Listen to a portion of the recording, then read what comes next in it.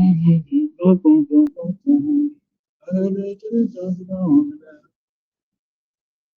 the road again.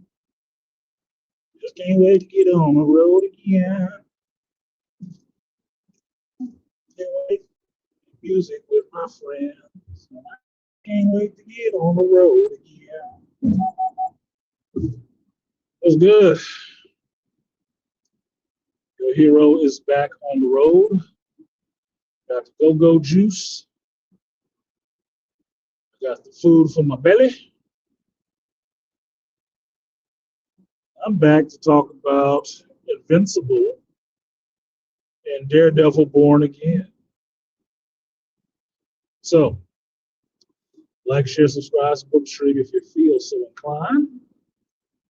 I will try to entertain you and do something different, which I am actually doing the fastest live stream west of Mississippi, heading towards my destination of Las Vegas. Told you guys before, one of the most important things I do every week is to stream for you. So, rain or shine, home or not, I will do this stream. It's just this week I decided to do the stream on the road because that's not something you see all the time. But it is the benefit of having the technology that you do not have to be tied down to a actual one spot. You can actually get on the road and get to rolling wherever and live stream. So that's what I'm doing.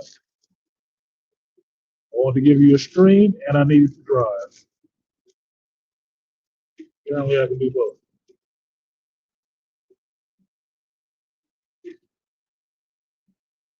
Now, I actually have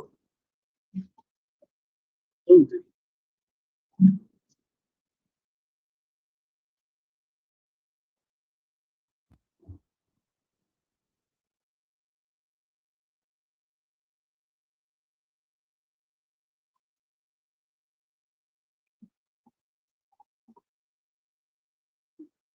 It's the third time in 3 days I've had to have fast food.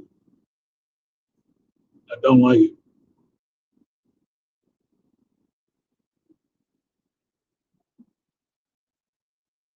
So I stopped at Taco Bell because I thought that would be less offensive to my stomach. Grabbed some burritos, and I think I missed something. Did the price of tortillas and beans go up drastically overnight when I slept?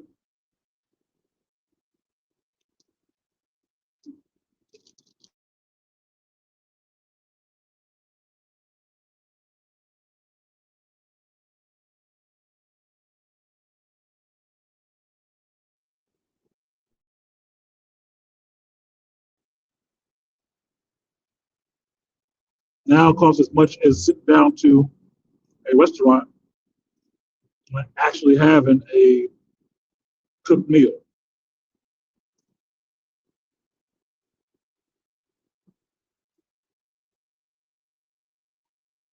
To spend $18, about $19 if you round it, on 3 burritos and a drink.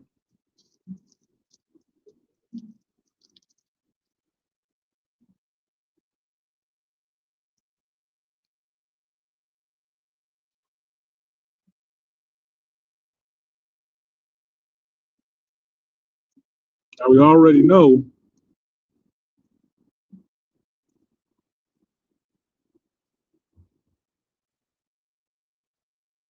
soda water,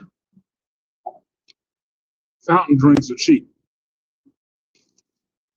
Just syrup and carbonation, a little water.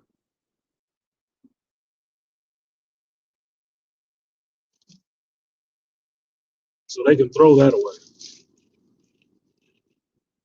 Beans and tortillas is awfully cheap to sell too.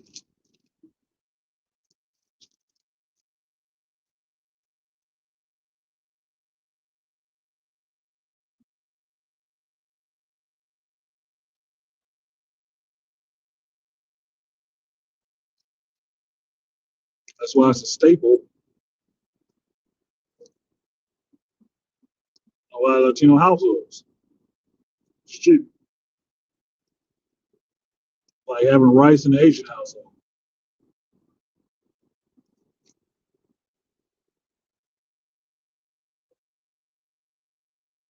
But apparently now, since I got it from Taco Bell, it has to be damn near the price of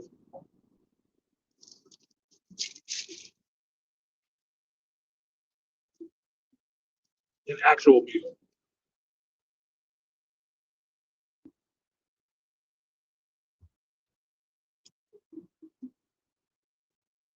which makes no sense.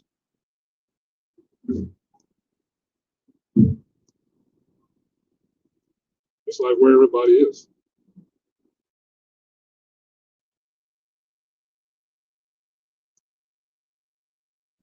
And I want to be where the people are, not come up.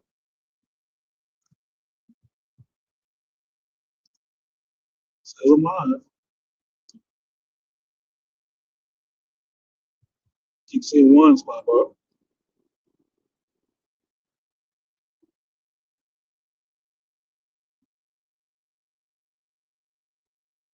But nobody talking shit.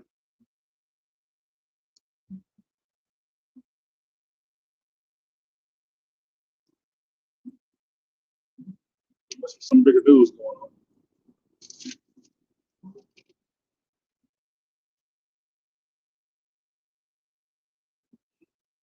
Well,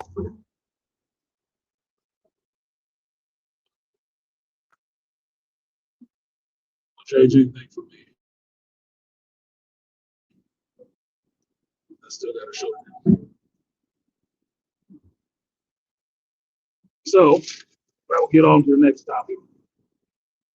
I was going to address before I had to get off and get some gas,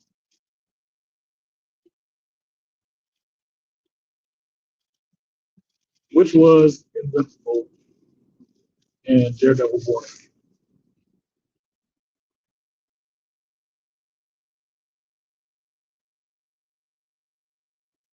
Mexican and Indian grill. What's the difference?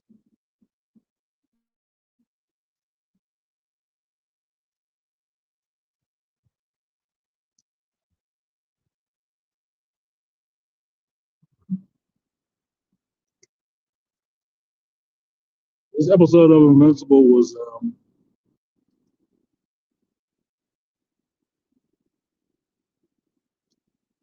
traumatic.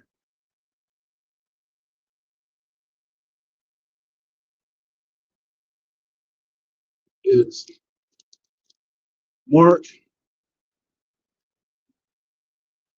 racing back home to Earth,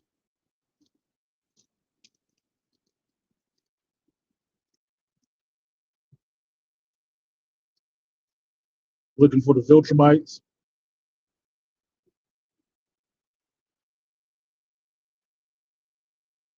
and not finding them on Earth. And being somewhat relieved.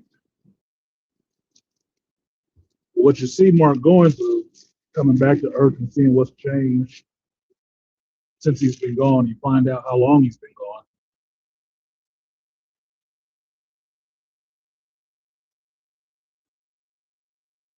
Which was 10 months, which is damn near a year.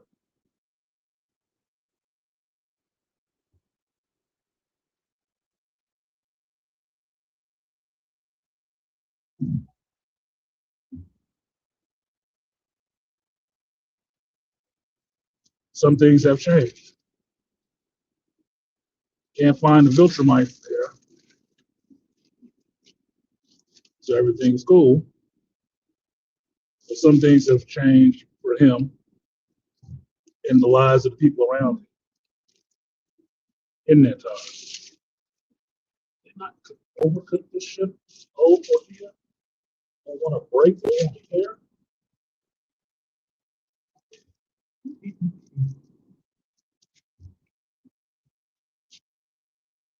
No, gave me the old tortilla.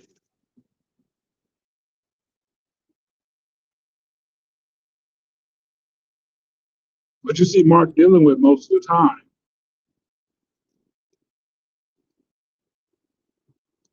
in this episode is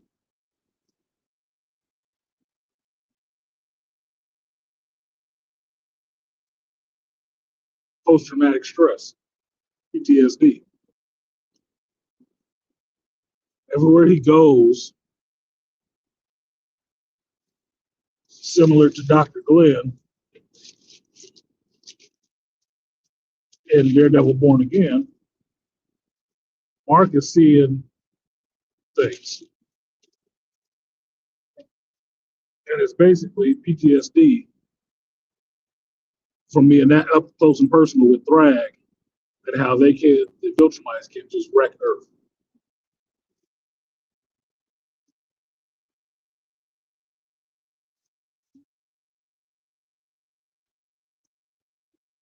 Thrag is haunting this boy's steps.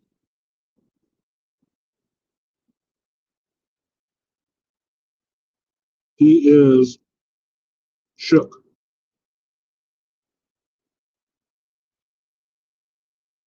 Now, while Mark is back on Earth, he can see Eve again, he can see his mother again, and we start getting updates on what was happening with them. Most notable thing is that Eve has gained some weight, a lot of weight.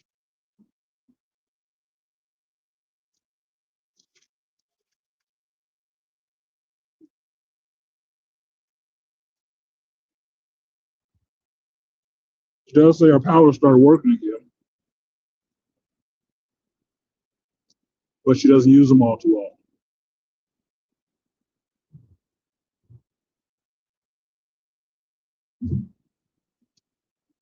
Now, if you lived around women or understand women a little bit, a weight gain like that while they're young is a stress reaction.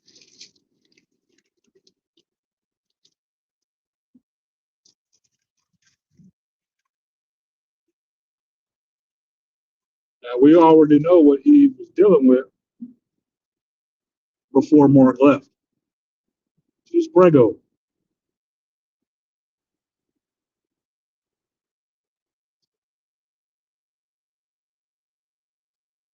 So if you never read the comic,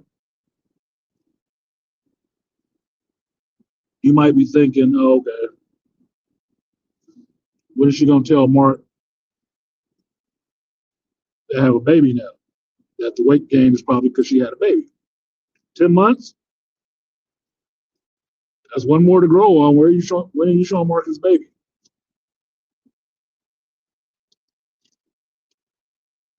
Well, after having some sex with Eve, and starting to tell her a little bit about what he went through while he was out there, he doesn't tell her that he almost died. Eve finally comes clean and tells him that she was pregnant when Mark left. What she also shares with him is that she had an abortion while he was gone.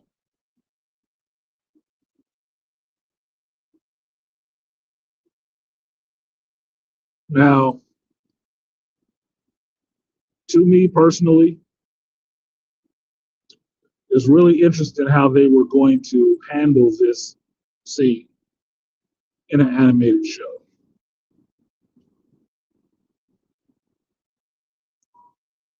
Because, mind you, this is a conversation about abortion in a young youth. I wouldn't say Eve is a teen because they were in college. but she's in her 20s. Well, possibly a grown ass woman who aborted a baby, possibly a super baby, which I didn't think you could do that. Okay.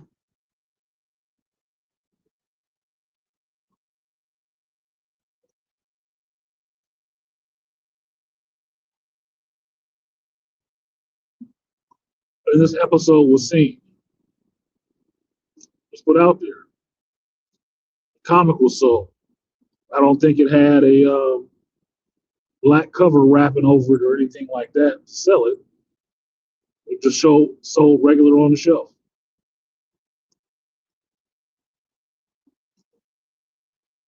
You must not have sent out my alert.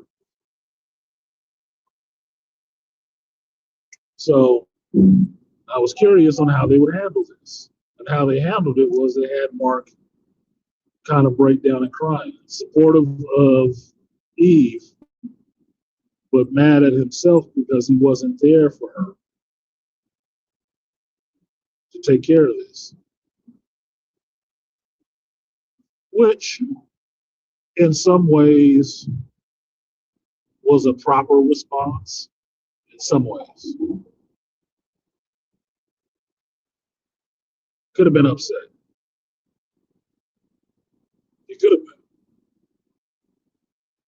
that you would kill my child without even consulting me, not even telling me,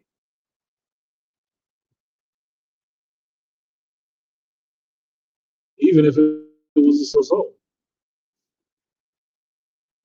Now, Eve's reasoning for not telling him is she didn't want him thinking about that when he went out there. He just wanted him thinking about making it back to her, which is understandable. At the same time, if you told him, he may not have taken the same risk that he did. He will look for another solution because he really wants to come back and raise his child.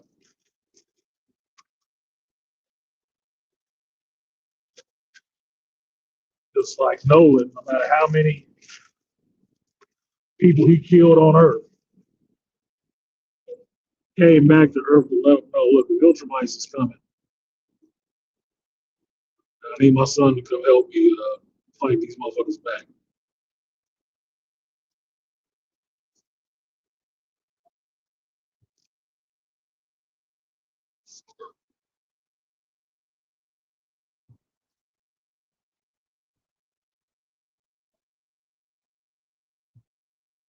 Those are old two teams.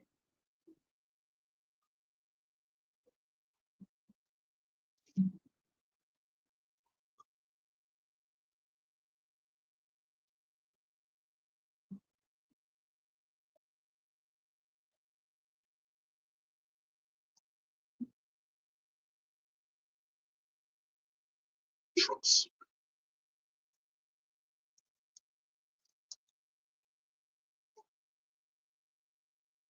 Two lanes of trucks.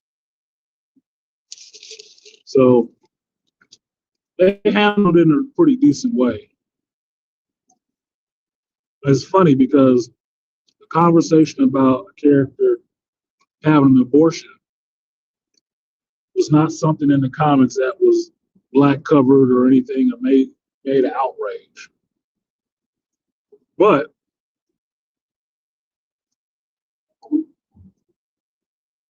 Static, a little black boy, wanted to have sex with his girlfriend and reading sex books and have condoms on the cover of a comic was something that was black labeled and you couldn't see it directly.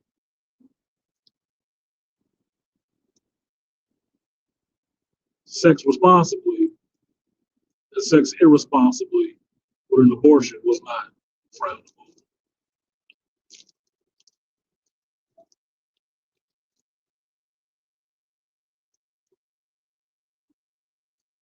Pretty interesting. So it was actually some, oh shit, this is my goddamn answer.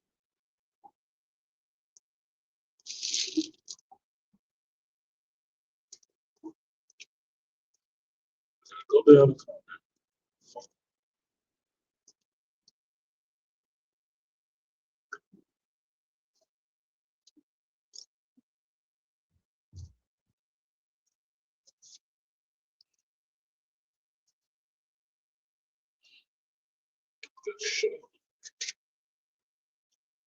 So it was a bit interesting to see that it played on television without any warning or anything.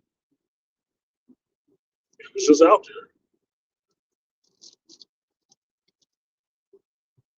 But given the violent nature of the show, the same characters having sex in the bed together, yes, they can get away with that kind of shit.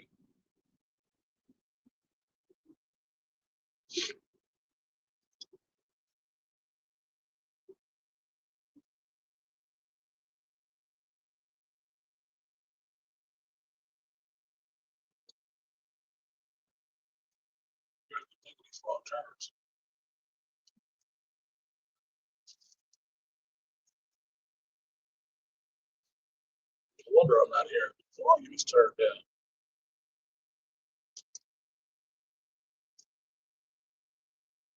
Sounds like BC. Great, I can't get off here. Okay, 426.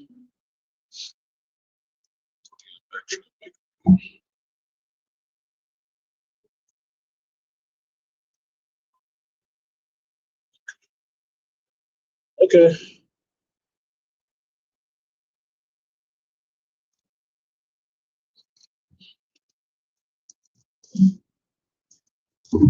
It's my turn. I gotta go to the next one. Out of the way.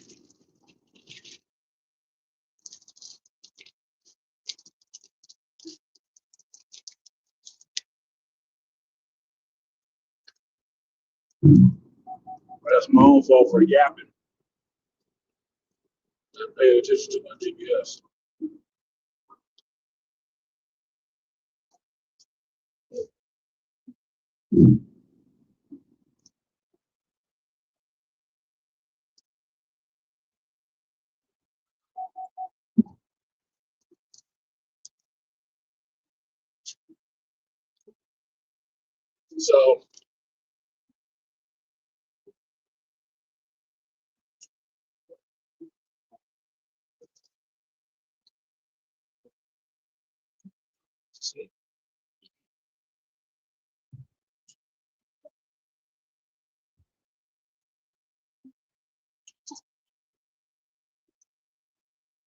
So Mark and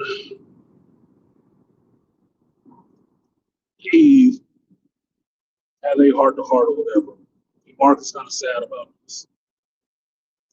And mind you, Mark is only about 19, 20, I think, at this time. He had a lot thrown at him in a few short years, which kind of happens in real life. Things happen, pick up steam, and just keep rolling. Well, going and checking back in on everybody, sees his mother, obviously. And it's revealed that Debbie's not with Paul anymore. In the 10 months since Oliver and Mark have been gone, her and Paul kind of fell out. She didn't end up moving in with him. It didn't happen. Just didn't happen. But they're still good friends. They still work together and all that shit.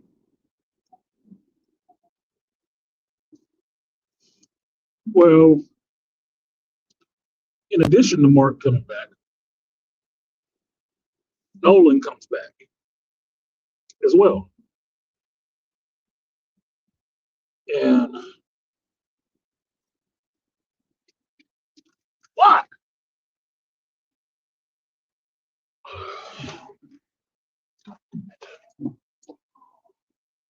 Another misturn, dude. This thing is not saying shit. not speaking up at all. Here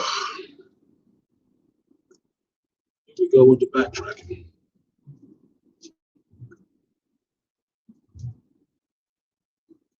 So when Nolan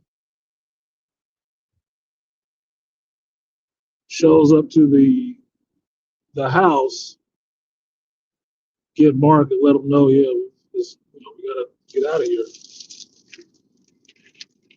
He is greeted by Debbie, and they have a little conversation. Debbie is cold on his ass. She is not forgiven, and she is not forgotten. The same rules apply. Fuck you, and why you back on Earth? Well, what ends up happening is kind of interesting.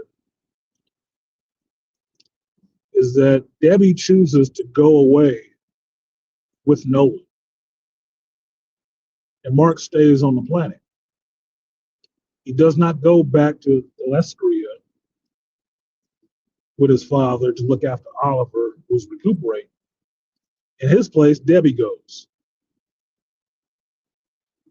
Now, that's interesting to me because it leads into, if it wasn't have been spoiled for me, it would have led into the fact that there's a chance that Nolan and Debbie could get back together. I'm like, wow, that'd be crazy. Because I believe Debbie loves Nolan. She wouldn't have been that damn depressed if she didn't. Right? She's the one who gave him the name Omni-Man. But because of what happened on Earth, she cannot openly be with him. She can't.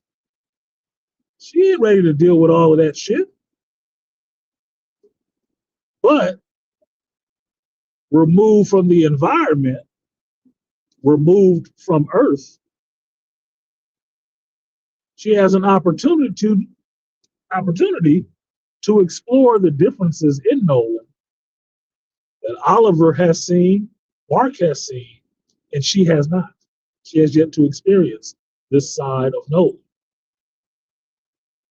which could be close to who he really was, as he tells her. That's some interesting storytelling right there to delve into. And so with her not being with Paul, it's wide open for Nolan to come back into her life. Because I'm sorry, Charles has said it before, if you've been around Superman the whole time, regular dudes seem all too regular. Seems boring as shit. You can try, but it might not work. So being removed from Earth, I think she'll catch feels again. I think she will.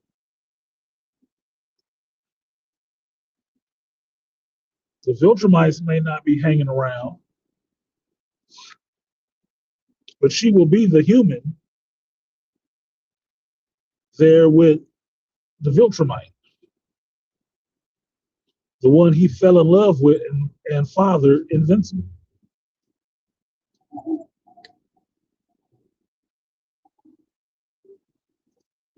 She'll have some special status. If not, she'll be protected like a motherfucker. But women don't want to feel special. So I think it's interesting. If it hadn't been spoiled for me, I would be more excited about it. But because it was spoiled for me, YouTubers doing what YouTubers do, I'm like, oh, well, they're going to end up back together. So, okay, that's cool that it's happening.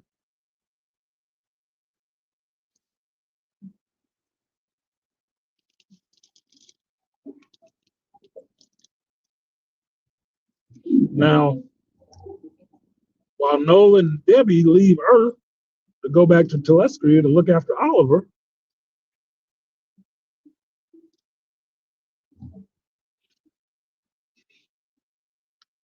Mark is depressed and still dealing with his PTSD of seeing people dead all over the place. If the Viltrumites come to Earth, and Thrag being the preeminent face that he keeps seeing, he does a smart thing while actually talking to Cecil about saying to talk to somebody for some therapy, which I applauded. Like, thank you, yeah. Get some therapy because you're dealing with some shit, bro. You've seen too much. And I'm the same eyes that he was about to gouge out. So red is probably all them eyeballs can see. So therapy would help. Get some better help. And he asked Cecil for some help, which I applaud. But while he's trying to relax and fly around and think of where he is and what he is, he sees Thrag again.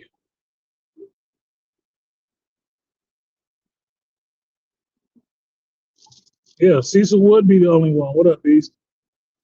Cecil would be the only one to understand Mark's pain, what he's going through. Because Cecil has to deal with that all the time. In Marvel Comics, it'd be Nick Fury. Somebody got to be the man on the wall and looking for these horrific consequences to happen and trying to plan against it. Y'all can go skipping through the tulips and stuff like that. I got to think about some real shit. I have to plan for the world to keep spinning in case these motherfuckers come down here and want to break bad.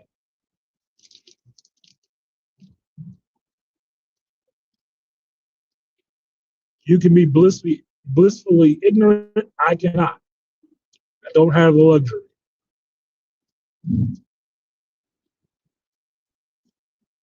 Knowledge is a burden. And you see Bart dealing with that burden. So when he sees Thrag, he's thrown because he's been seeing Thrag for days. But when he goes up and realizes it's really Thrag, and he speaks to him and says, yes, we're here on Earth. Bart does what he always does. Rush in fist first, and is met with the same face that he was met with out in space. You can't do shit to me. I will not be moved. I will not be budged, and you can't hurt me. So Thrag let him get it out. Like a hysterical woman swinging on her big football playing police officer, martial arts boyfriend.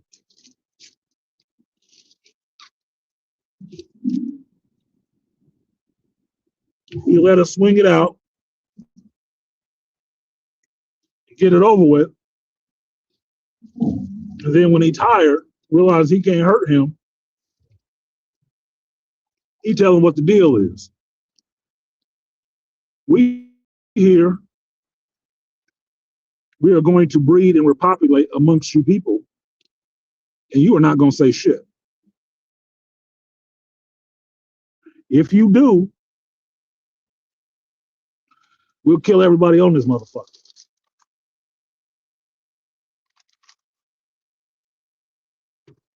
Now, you only have two choices. You can leave us be and let it rock and tell no one, or you can try to find us and we can, we can set this whole motherfucker off.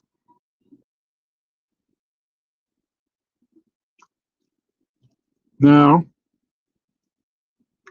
like I said about Debbie Lee, if this would not have been spoiled for me, it would have been exciting. But since it was spoiled for me, it's not.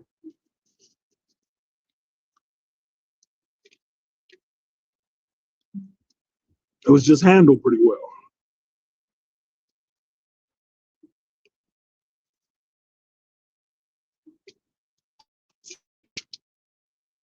That is a tough position for the superhero who almost came back from space. And his father get wrecked, his little brother get wrecked, him get wrecked, genocide of the planet, and didn't win. The motherfucker just stopped kicking your ass to find him here on Earth, telling you these are your options. Is I'm gonna do what I'm doing, or I'm gonna kill you and everybody else and do what I'm doing. And the choice is yours.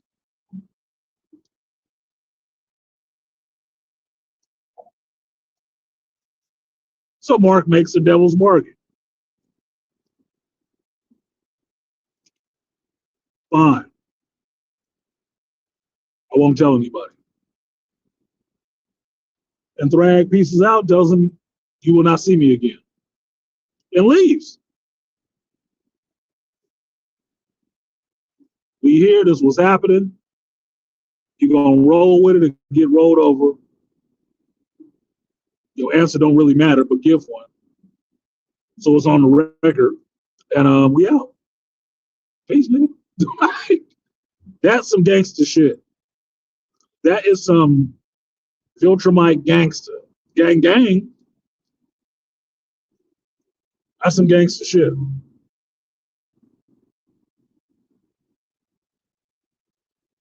Now,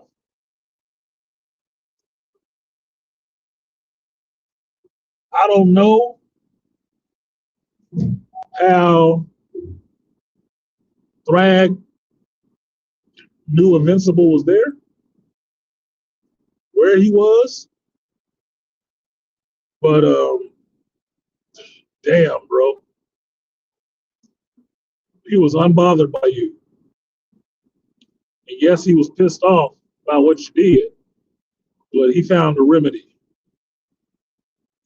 You gonna roll with it or get rolled over by it. But it's happening. We're doing this. That's crazy. That was some gangster shit. So you get to see Viltrumites down amongst the human beings trying to act normal. Some better than others. But their goal is to get it in and repopulate their race. Now, this is the part that Mark seems dumb about. And I think it might have been an editor's error in making the episode. Thrag said there were 37 Viltrumites left and they were on Earth. Can't be. Can't be. Because if you remember a couple episodes back, Nolan told him that with less than 50 Viltrumites left altogether. We've seen them get into fights where Viltrumites have been killed. A lot of them.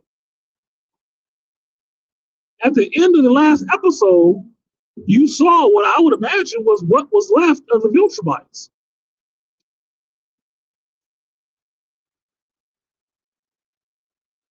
It wasn't that many of them. It was like 6 counting Thrag. I think Thrag was bluffing. There ain't 37 left. There's 6 left. 6 Viltrumites.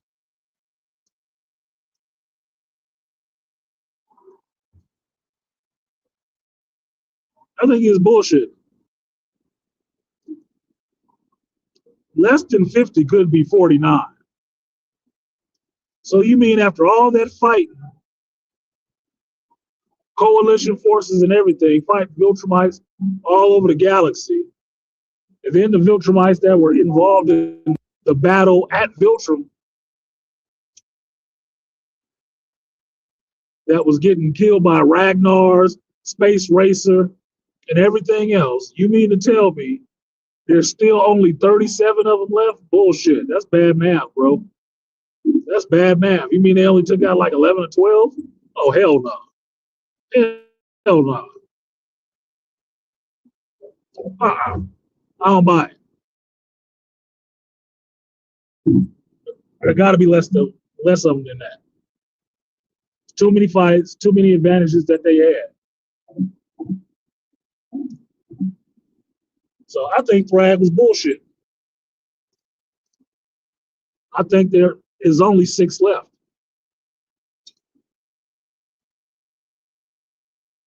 And that's why he was so apt to stop killing and kicking the ass of Mark and his father. Because there were so few of them left. A handful. 37? 37? Killing them 2 wouldn't have made a difference. But 6, 8 counting Nolan, or 7 counting Nolan and Mark? 7, 8? That would be more of a big deal. I think he was lying. I think he lied to Mark just to let him make it stick in his head that he would be overwhelmed if he tried to say anything back, and he believed that shit without doing the math. Just so the Viltrumites that are on the planet could sneak around a little bit easier. 37 people showing up to the planet, Cecil would have seen that shit immediately. Fuck. Cecil knew when Omni-Man showed up again. Like, get the fuck off my planet, bro. Like, he knew when 1 showed up. You don't think he would have knew about 37? Nah. Your numbers are small. Can't be that many of them.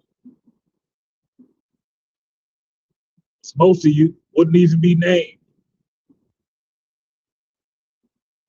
Faceless ninjas. So it was a good episode. It actually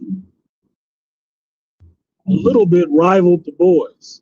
It was still a low tempo episode where there wasn't a lot of fighting and stuff going on. It's all dialogue and character development. But they were both good episodes. Both good episodes. So I appreciate that.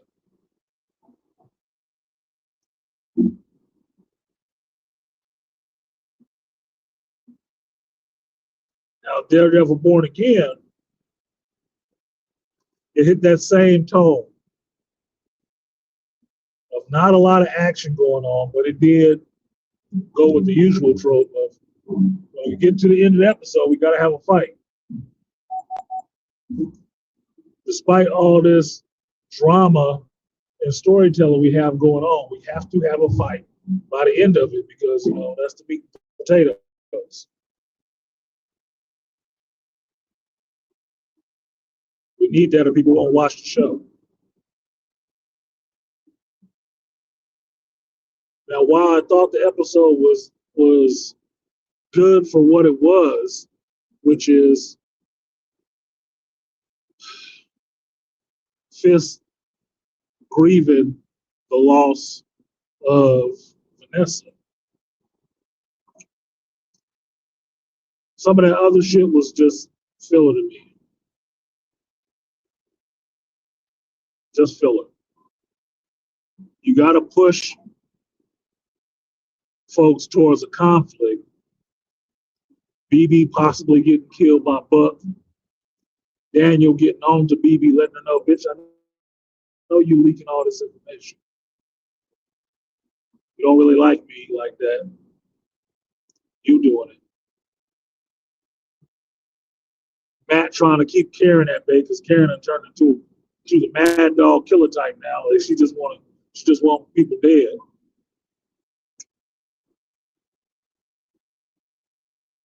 Bullseye waking up not dead, realizing Daredevil Matt saved him.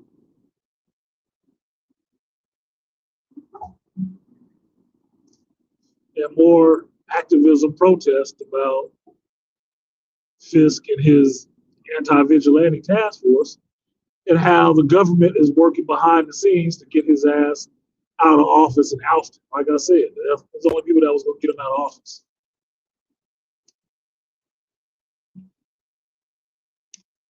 He's going to be a one-term governor, or excuse me, mayor.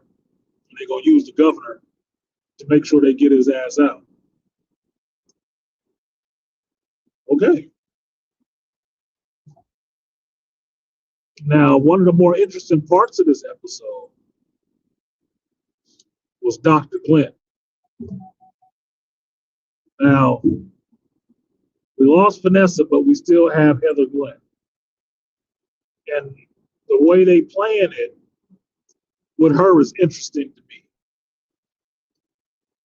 Now, the most interesting scene in this comes where she is in the Kingpin's bedroom, which I don't understand why she's there at all. Why is she in these people's bedroom? She shouldn't be there, right?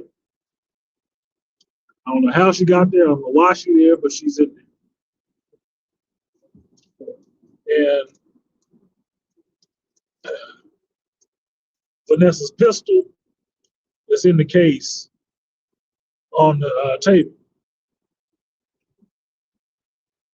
Now, while she's in there having a moment, because she has her own PTSD moments now, too, sensing the theme in these three shows, right?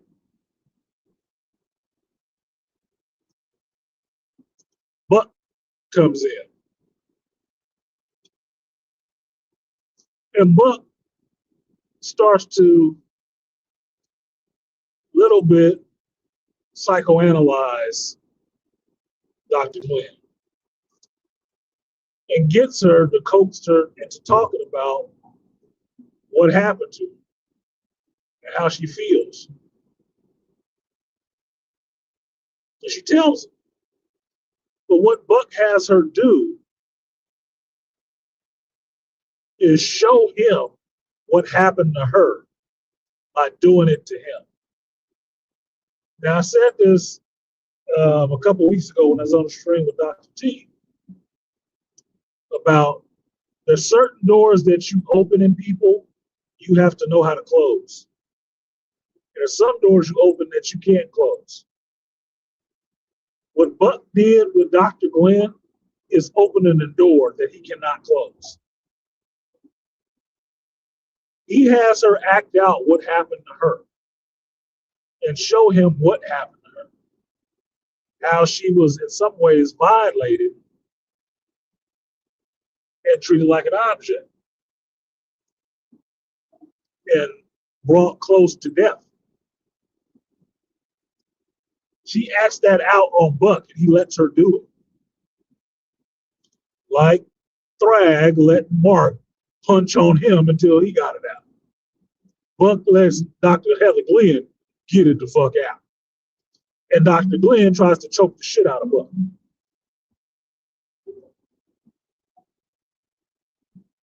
She starts heaving and panting and growling and shit like that. She started getting into that. Buck stops her at a point. Whether she's being successful in trying to choke him out or not, he stops her at a point. Try to calm her the fuck down. And kind of lean in like they gonna kiss or something like, ooh, they just got aroused. I'm like, yeah, that's gonna set her off. She gonna be gushing. She getting choked to death, a strong, powerful man, and show what was done to her. Oh, she'll love that. You create the monster right there. Now, they didn't kiss her or anything. She got up and left. But mind you, all this is happening in the Kingpin's bedroom. Good scene, but a weird setup. Right? It should have been somewhere else. But where else would you have Buck and Dr. Glenn in the bedroom together? Didn't make any sense.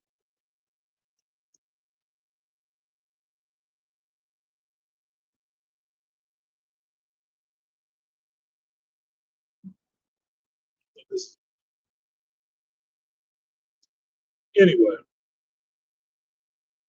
so from that scene, you do get a scene with Heather. I mean, not Heather, but Karen talking to Bullseye. She got a gun on. And at one point, she really is like she's going to attempt to kill Bullseye. He puts his hand to the pistol and everything. Like, do it. She's about to shoot him. Well, Matt comes back in time, gives her the billy club to the head, and she all pissed off about the shit. And you see them going at each other, arguing, because she wants to kill Bullseye. And she's using the foggy trigger on Matt. Matt already tried to kill Bullseye for foggy. That's not going to work on him the second time. He pushed this man off the top floor of a building, and he survived. Apparently, Matt ain't trying to kill him no more. He has proven a little bit death resistant. But it sets up a little bit of angst between the two lovers, which sends her out into the streets to do some activism stuff.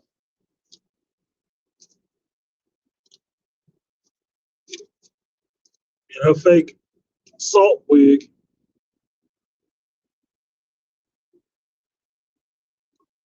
out there with the newer, more feminine and younger white tiger.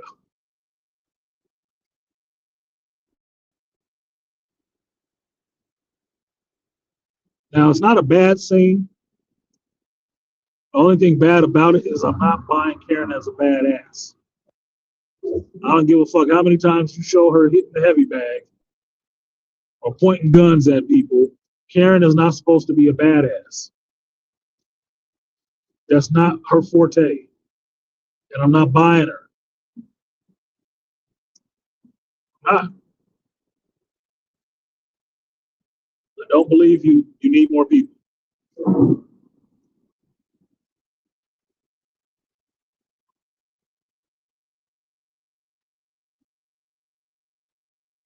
Now,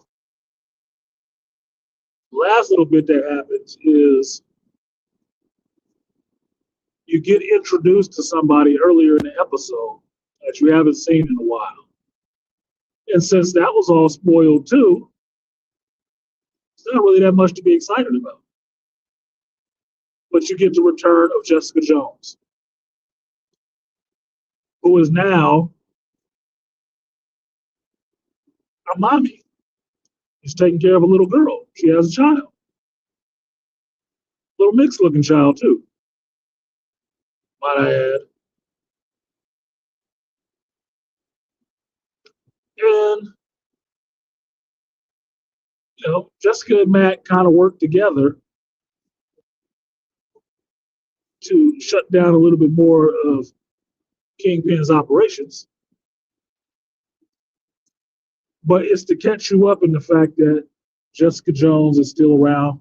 She was in hiding. She has a child, and somebody has come after her with her child. She has someone who can help, and she'll be all right. Well, if you don't read comic books, and this might be a spoiler for some people, if you don't read comic books, you might not know that Jessica Jones's baby daddy is Luke Cage. Yeah, the King of Harlem.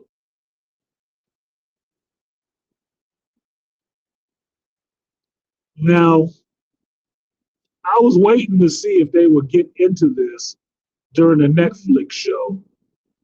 When they did show Jessica Jones and Luke Cage, getting it the fuck on, that kind of sold the show for a minute.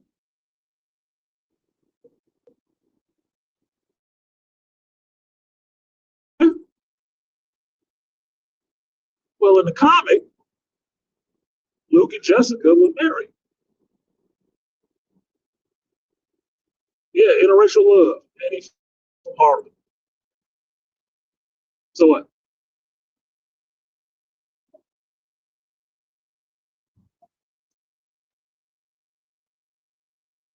Luke and Jessica end up having a baby.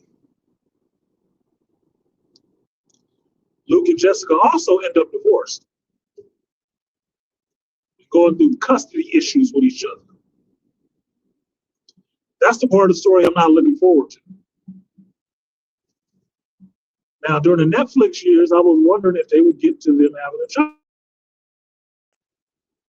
That'd be fun for me, and I like to see how people squirm and say how much they hate the show now because she got this little mixed baby with Luke Cage, the invulnerable man. Well, now in Marvel, they skipped over the courtship and got right to the child.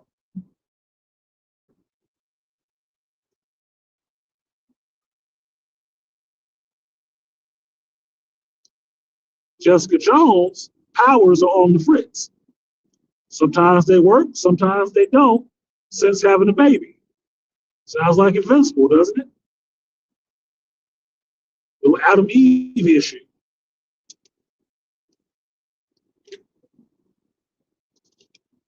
Well, this is to introduce some of the Defenders cast again, the other Netflix characters, because Punisher showed up in season 1. Season 2, you got Jessica Jones. You're only missing 2 more people, Luke Cage and Danny Rand. And I'm fine with that. I didn't mind the Defenders on Netflix. Mind them too much being on in the MCU.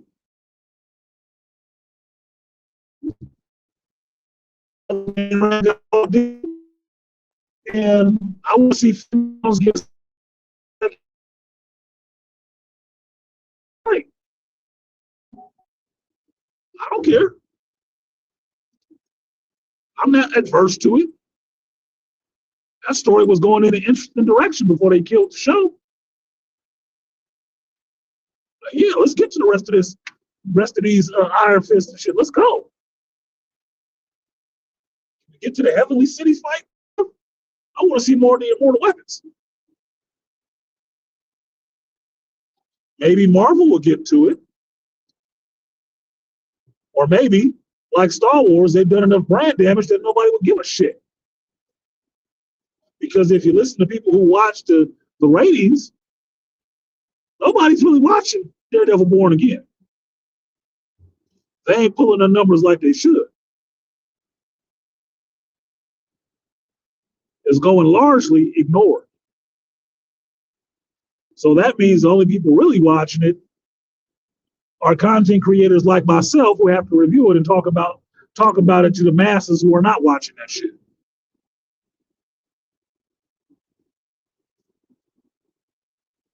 It is what it is. We making up the viewing public. The rest of y'all passing on the shit.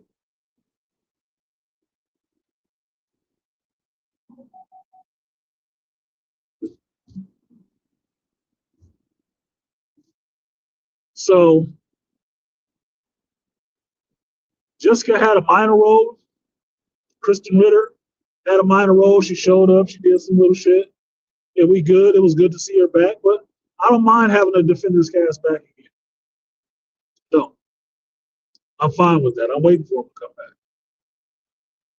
I need a white boy in Harlem, and I need Luke Cage wearing the suits,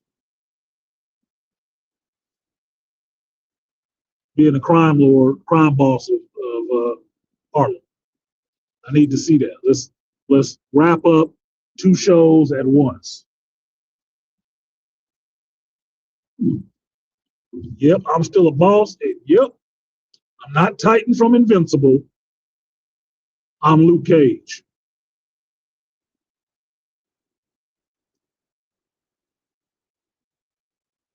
That'll be fun.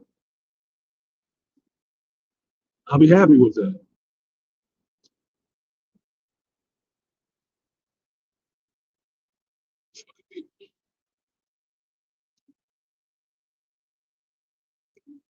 He's dumb as fuck.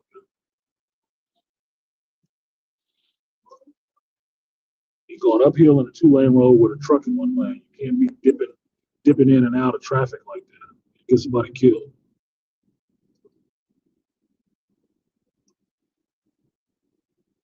The semi cannot go any faster.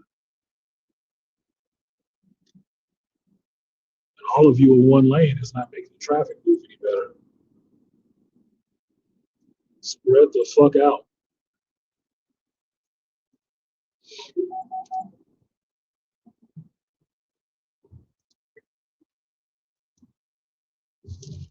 So beyond that, we get to the end of the episode, and as per normal, Matt turns up on Kingpin. Now, Fisk has been pretty much silent most of this episode. You see him at the funeral, you see him at Vanessa's funeral. You see him kill the doctor that should not have. That doctor, he shouldn't have been in that goddamn room. Somebody should have gave him a warning. And that's fucked up that nobody said nothing to him. You did not have no business being in that room after that man lost his wife. You don't know what that means to him. And so when Doc tried to hug it out, Fisk hugged the life out of his ass. And he ain't had nothing to say to nobody since then. Sitting alone at the funeral, walked out the funeral early. He done. It's like him being a shell of a man, like somebody just ripped his goddamn soul out. And it's just an animated meat puppet. Rough. Feel for him. And this is the villain, mind you, but I feel for him. Well, Daredevil was disrupting some of the other operations. He finds out, I guess, somehow where Fisk is and rolls up on Fisk in his Red Hook sanctuary. And then they talk. They talk. They know each other. They're familiar. They shed blood together. If it was a different context, they'd be brothers for life.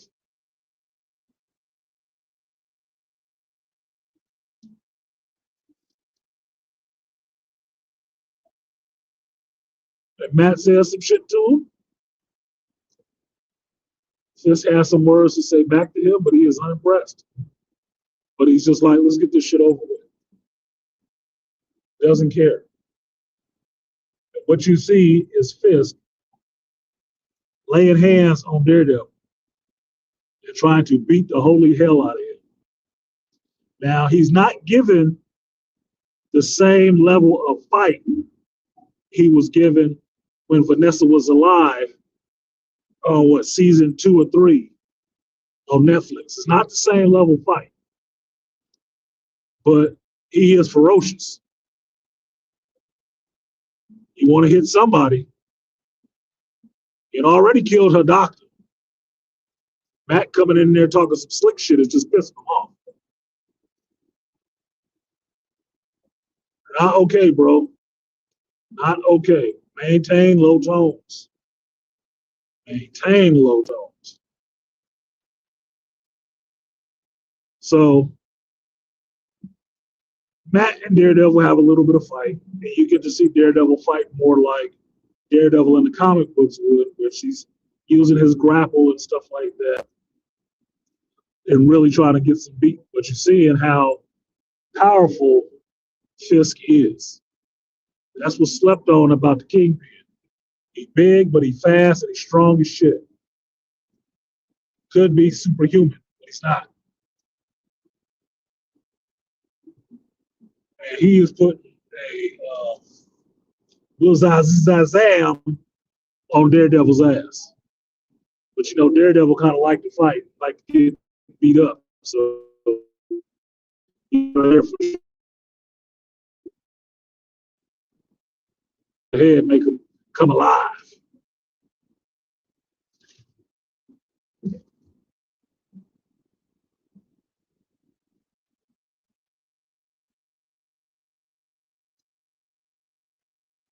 Now,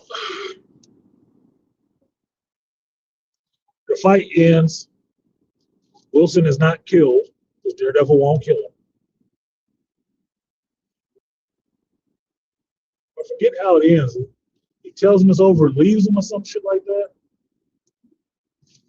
But meanwhile, back at the activist rally outside of City Hall, Karen is out there in her salt wig. And because one person gets hemmed up, one of the anti-vigilante task force cops, the main one, I'm forgetting his name, Edison, I think his name is. She gets discovered. And now the anti-vigilante task force has Karen Page. And that's where the episode is. Which was like that scene with that little rally bullshit. It plays like Batman Begins. Heather Dawes is running through what's that island where Arkham was? And she walking through the streets. Hey, what are you doing? Stop that. That kind of shit. I'm like, bitch, what is you doing? You're not even supposed to be here. This is the last place you should be. You too close to the action. You're supposed to be undercover. You want it. Why the hell are you here around where the most police are going to be? Dumbass. This is dumbass writing to me. There was a lot of scenes in this episode that they just happened, but you're sitting there scratching your head like, why are they here? How did they find this place? That you just end up scratching your head. I think somebody described it as if and then, and then, and then. That's what it seemed like. And then Heather Glenn walked into Kingpin's room. Why the fuck is she at Kingpin's house with him not being there? In his bedroom. And then Buck walks in. Why is Buck there? And why is that gun sitting out? And then Karen went to the rally. Why the fuck is Karen going to the activist rally? Ain't there going to be a lot of cops there? Isn't she trying to avoid them people? That don't make no damn sense. You might as well go to the police station.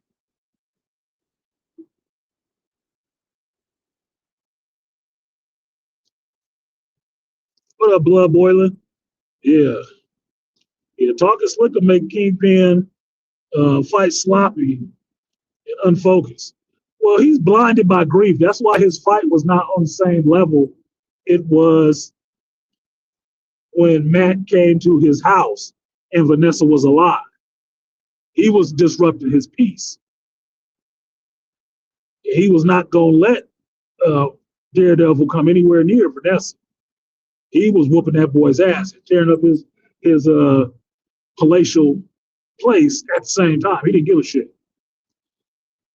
This one, he's just grieving. He can't put up a real fight. It's not focused. There's brute strength, no finesse.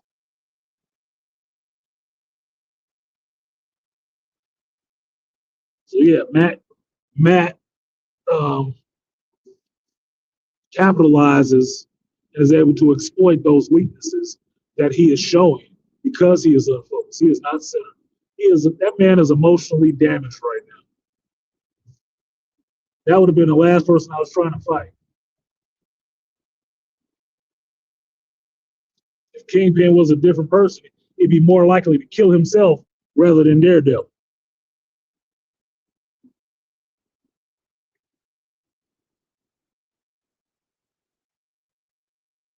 But it is what it is.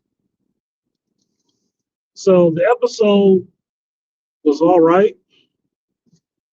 It was good for seeing how Fisk dealt with that loss and grieving. but some of it was just, going through the motions, getting us closer to the season finale.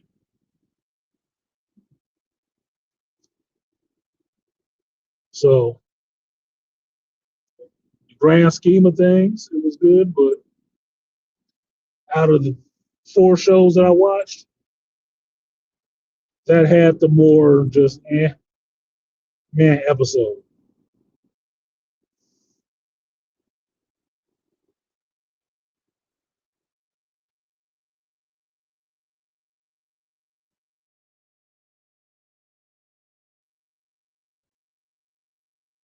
So that's it. That's what I had to say about that.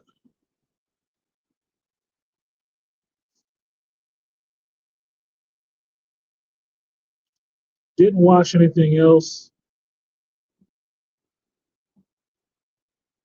so no opinions to be given. There's snow on that mountain peak.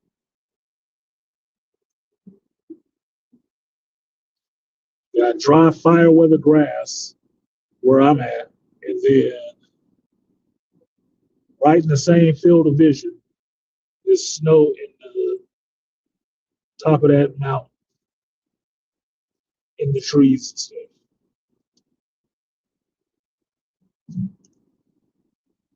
Get down a little bit and everything green and dry. Funny. But that's it. If y'all don't have anything to say, there's nobody to bring up. You're dead in the chat like you are double amputees and eat with your feet. I'm gonna go ahead and get off of here and let these people know where I am. Because apparently folks are looking for me. Unless you got something, I'll give you a minute.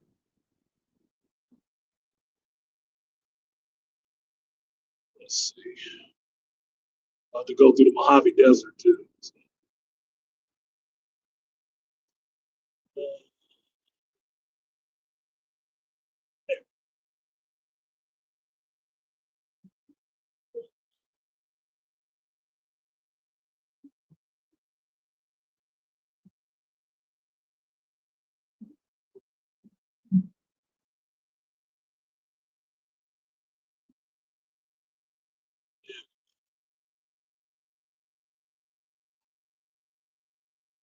there it is. There's a link. I'll give you guys about 5 minutes.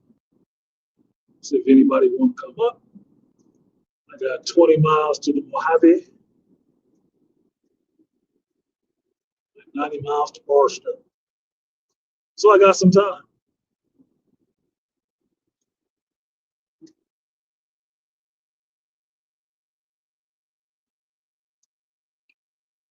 This is actually one part of the road I like. Coming out the hills, past all the windmills, into the desert. It's kind of cool to me.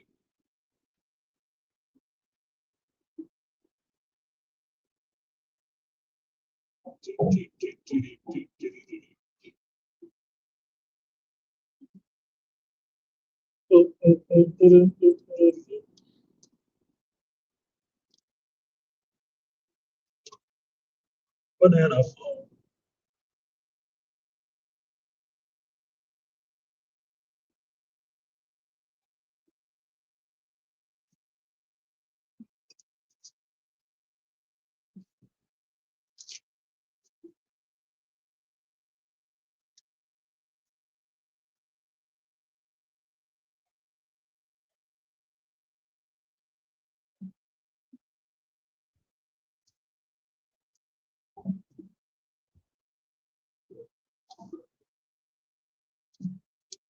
He used to say a fist punched through a brick pillar. Yeah, he gave him that. He was trying to give him that Agent Smith. Punched through stone.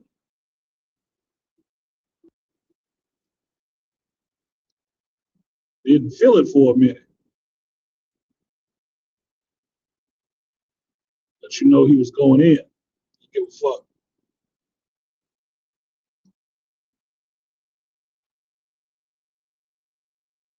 Get that shit out.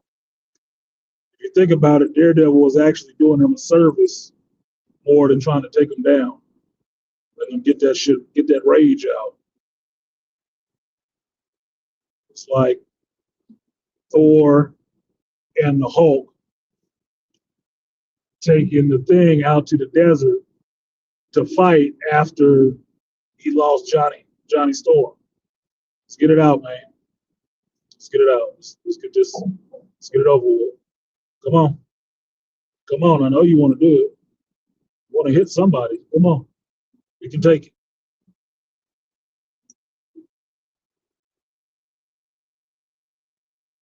That is an undervalued service that men can provide for people. Undervalued. Misunderstood. But when men see it, they understand. Like, yep, let them get that shit out. Go after it. What was it in Creed 3? All that shit Dame had did and said to Adonis. It took Adonis finally getting in the ring with him and beating his ass. Get to throw them blows and shit like that. Actually sit down and have a real conversation. Yeah, I'm sorry, man. After all that shit, now you sorry? Bro, we knew you was wrong from the jump. Why couldn't you lead with that? Some people don't know no better. It's the only way they know how to understand. Fighting the fucking.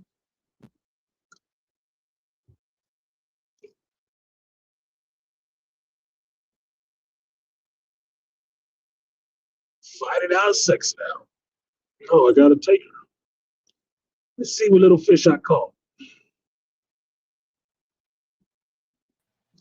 Hello, beastly nerd. What's going on, Artisan? Look who I caught today. I caught a beastly nerd. What's good with you? Not much. Just watching the little one and listening to the show. Okay.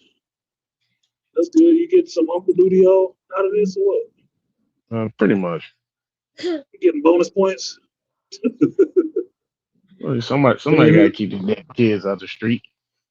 Well, paying his family dues.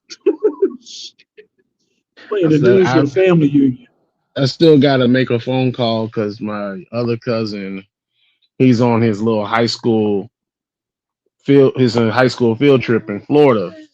You know, they so they done but he ain't enjoying it because it's some drama between him and his girlfriend going on. Oh, he ain't enjoying it as much.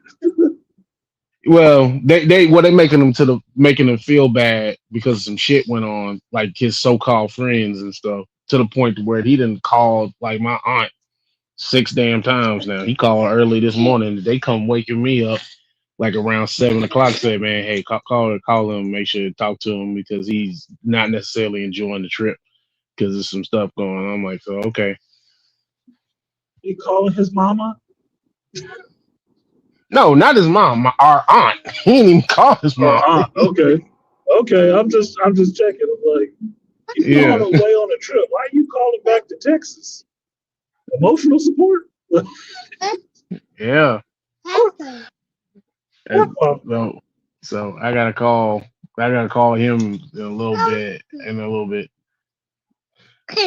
But no worries. As far as the shows, the best one went off. So I mean, Invincible. So it's just 8 episodes and we done. So we still gotta wait for the rest of them to go. But yeah, they can't count because with the whole situation with Invincible, it was like 37 of you left, and nobody saw that coming. Nobody kept track of it. Yeah. And I thought Omni-Man stayed. I thought Omni-Man stayed specifically to put a warning detection system. How come it didn't go off? Yeah, exactly. Why didn't it chime? 37 of them should be. What is it? Just spot something coming in from orbit? I mean, what the hell? It should have been like red alerts going off across the planet. Oh shit! And we put up the defense system, and beep, beep, beep, beep. Oh shit! What does that mean? It means they're already here. Come on, man! What the hell? What are we doing? Cecil ain't say nothing. I'm like, you ain't Yeah, you used to be the man in the Eiffel Tower looking down at everybody. What you doing? Cecil was the man on the wall. He knew when Omni Man showed up, he wouldn't know if 37 Viltrumites showed up. Come on, man. Even if he didn't say anything to anybody else, he'd have been keeping tabs on the motherfuckers. And that tower has the ability to read power levels because that's how they knew Anissa was stronger than Mark. They told him in the heavens that she's way stronger than you, Mark. So they should be able to track Viltrumites pretty easy. Yeah. Especially since So, one nearly destroyed you. Especially you not only did you have Omni Man, you had the multiple multiverse marks try to destroy the planet. right. So you should be really versed in tracking Viltrumites. There shouldn't be nobody sneaking past the sensor net. So I don't know. That seemed like it might have been an editing mistake or something, because I don't think Thrag would not know how to count how many people he brought with him. And from what I saw, it was only like 5 other people. The main one. If you had 30, yeah, and if you had 37 left, there was no reason not to kill Mark and Nolan. No reason. You got replacement numbers. You're good. Mm-hmm. That's enough to repopulate. Yeah, you good. You don't need to do it up. It's not And like plus, it was giving you a good fight. Yeah. Yeah, they not related, so wouldn't be no necessarily mixing of gene pools if that works in Belgium. I don't know. Nope. They could have inbred like a motherfucker. And Mark Lannister out that bitch. It is a real intergalactic Game of Thrones. Yeah, for real. Come for the seed, Mark. What? Bitch, you tripping? No, I'm not. You go, I want you, and I have you. I'm like, oh my God. Get off me. Are we kind of related? No, don't matter. It's what we do. We conquer. You're next. Jesus. You got to set the scene right. You got it in a church, man. You got it in a church at a funeral. In the church at a funeral. Bow, chicka, bow, bow. Like, what the fuck? We had a funeral. I don't give a shit. They dead. We here. Let's get it cracking. That scene, that fucking scene in that damn show. I was like, he was like, I don't care. That echoed. I was like, yeah, well, you know what? You kind of felt for the man. The man did all that, got his hand chopped off, did all that struggling to get back to you, and I was like, okay, You know, yeah. Pay him some due. Pay him some due. I don't support it, but Yeah, I don't support it, but kind of understand. Like, Mojave went from cloudy, looked like it was going to rain, to dry all of a sudden. Yep. Now we in desert. Little trip. Yep. Now we in the desert. Turn the lights off to Mojave. And then as far as the boys, And then I didn't realize Starlight's dad, that's Tim DeLay. That's the dude that do the voice of Superman in the animated shows and stuff. I didn't realize. I said, his voice sound familiar. Then I said, oh, her dad's Superman. I said, you gotta bring him into this shit. Yep. An actor. So actors act. Yeah. It was missed on most people, but it didn't matter really. It's not like he playing Homelander or some shit like that. Just playing her daddy. Homelander and the boys. We gonna tune in next week to see what Homelander and the boys do it. You know I'm right. I mean, it's not a lie. Everybody know that shit. It, You're it not showing used up because really for anything. yeah, it used to be you wanted to see the Homelander and Butcher because Butcher's story was also interesting as well, but they have just made him just be a flat out asshole to the point to where it's like he's doing questionable stuff and you really don't even care about Butcher. You just know, okay, he just has a beef with Homelander behind his wife. Whether she gave it up willingly or he took it by force, that's still they keep still tossing it up in the air. We don't know, and so he's just a madman. Homelander is the one that's got the most. Is probably the most in depth character so far. Well, yeah, Billy was good for a while, but they had turned him to a straight up fucking villain now. Like you can Yep. find yourself, yeah, but I don't agree, Billy. I'm like you tripping on another road, man. Like goddamn, like where's my hero, Starlight? I'm not fucking with her like that. Nah, she keep running away. Like fucking, she stayed running away,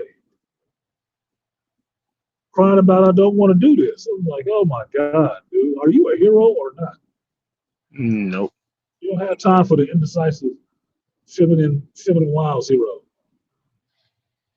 That shit gets boring.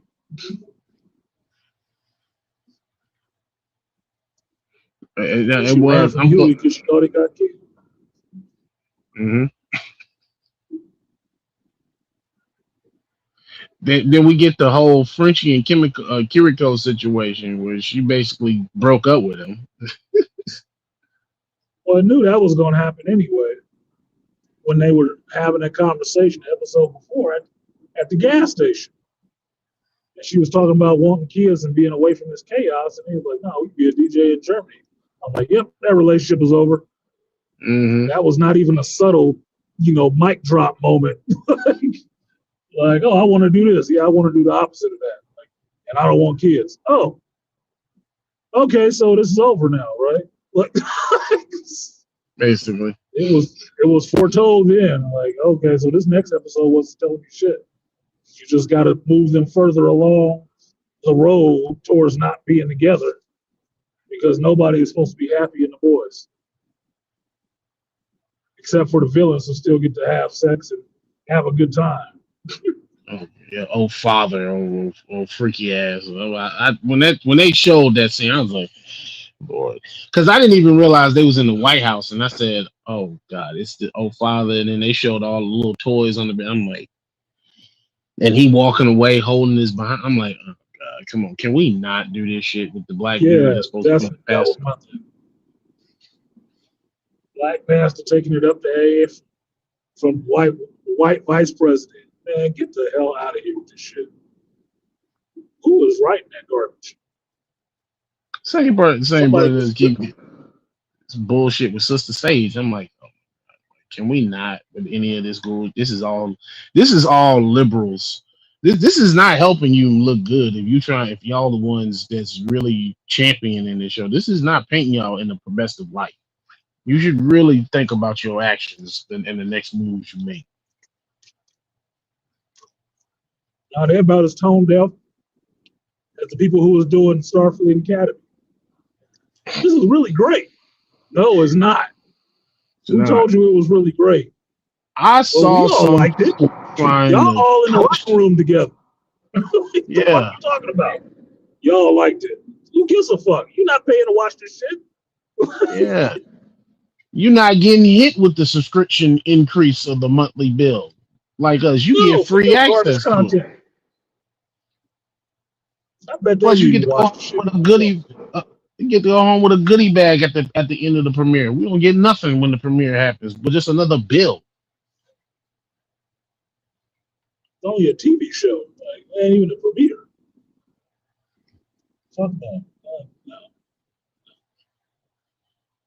Yeah, these people writing ideas is shit. Yeah, I don't know why they can't see it, but they say the eye that alters all. Oh shit, I gotta take this phone off of this charger because it is right in direct sunlight. Cell phones It's do not over. tend to like that shit. Yeah, they overheating. don't tend to like that shit. Well, it's not overheating, but it will. So I'm gonna put him in a cool spot, and y'all just gonna get to see my spawn image. No Well, AI. it's kind of Hands-on, like no what AI. with the writers is kind of what everybody keeps saying. It's like you have a generation of people that ain't never did shit and ain't never experienced nothing outside of high school level shit. That was their most challenging time in their life. You know, where we look at the people that came before you, they came from that have written that wrote all this amazing fandoms that they are slowly killing.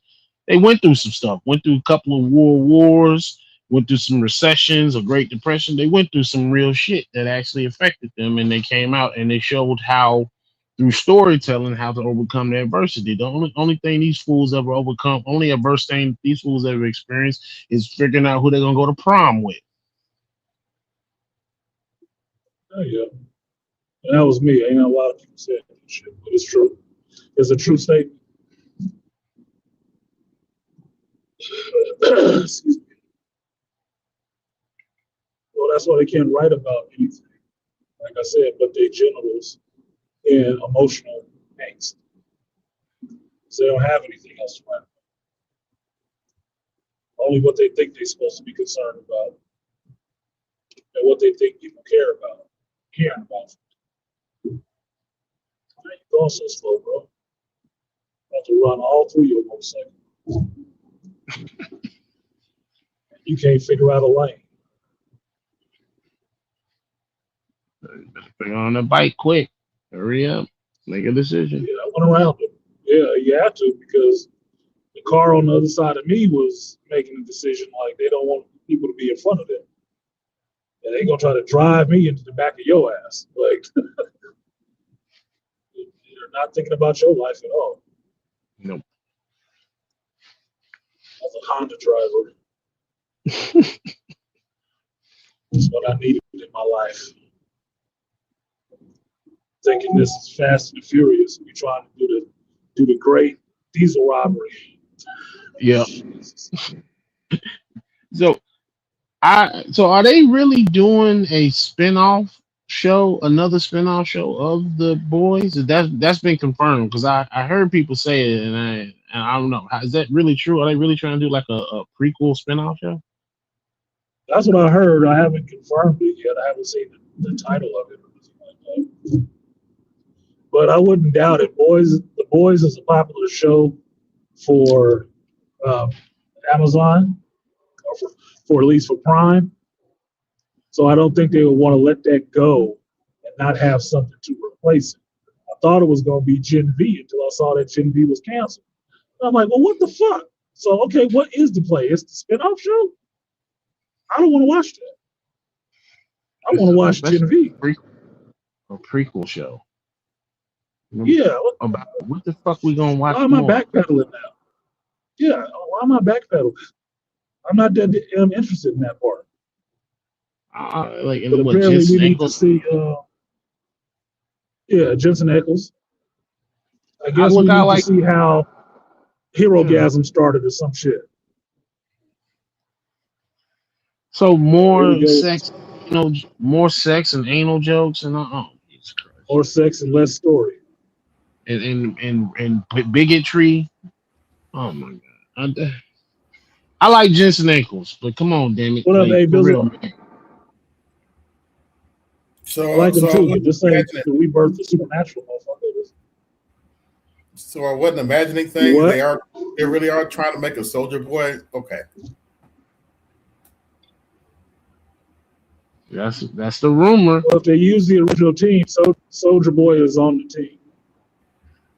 So it's not all about Soldier Boy, I don't think.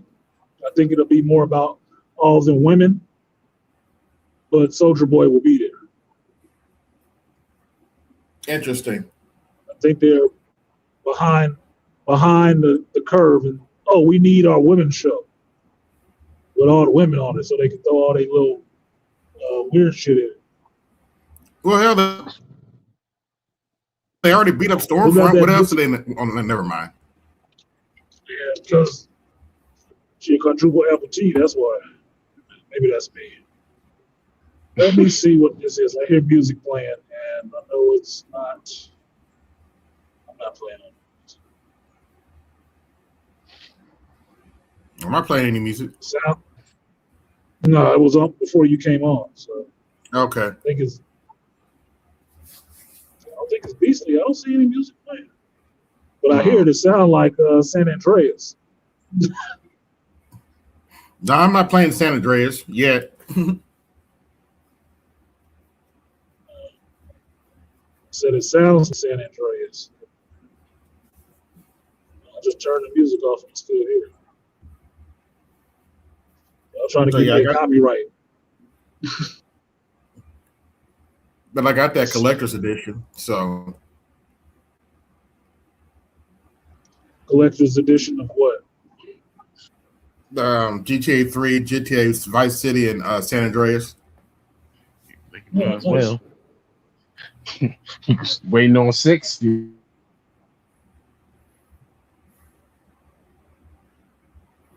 Yeah, actually, right now, I went back to Skyrim for a little bit. It's playing. You still hear it? Where is it? Where's it coming from? Yeah. Can you hear me? I don't know. I can hear you. I'm dealing with something else, AB. I hear music playing, and it's not Beastly. And it was before. Oh, here it is. See, I knew I heard music. My fucking phone started playing music. It was playing some still America. I'm hearing some West Side gangster shit. I'm like, where is that coming from?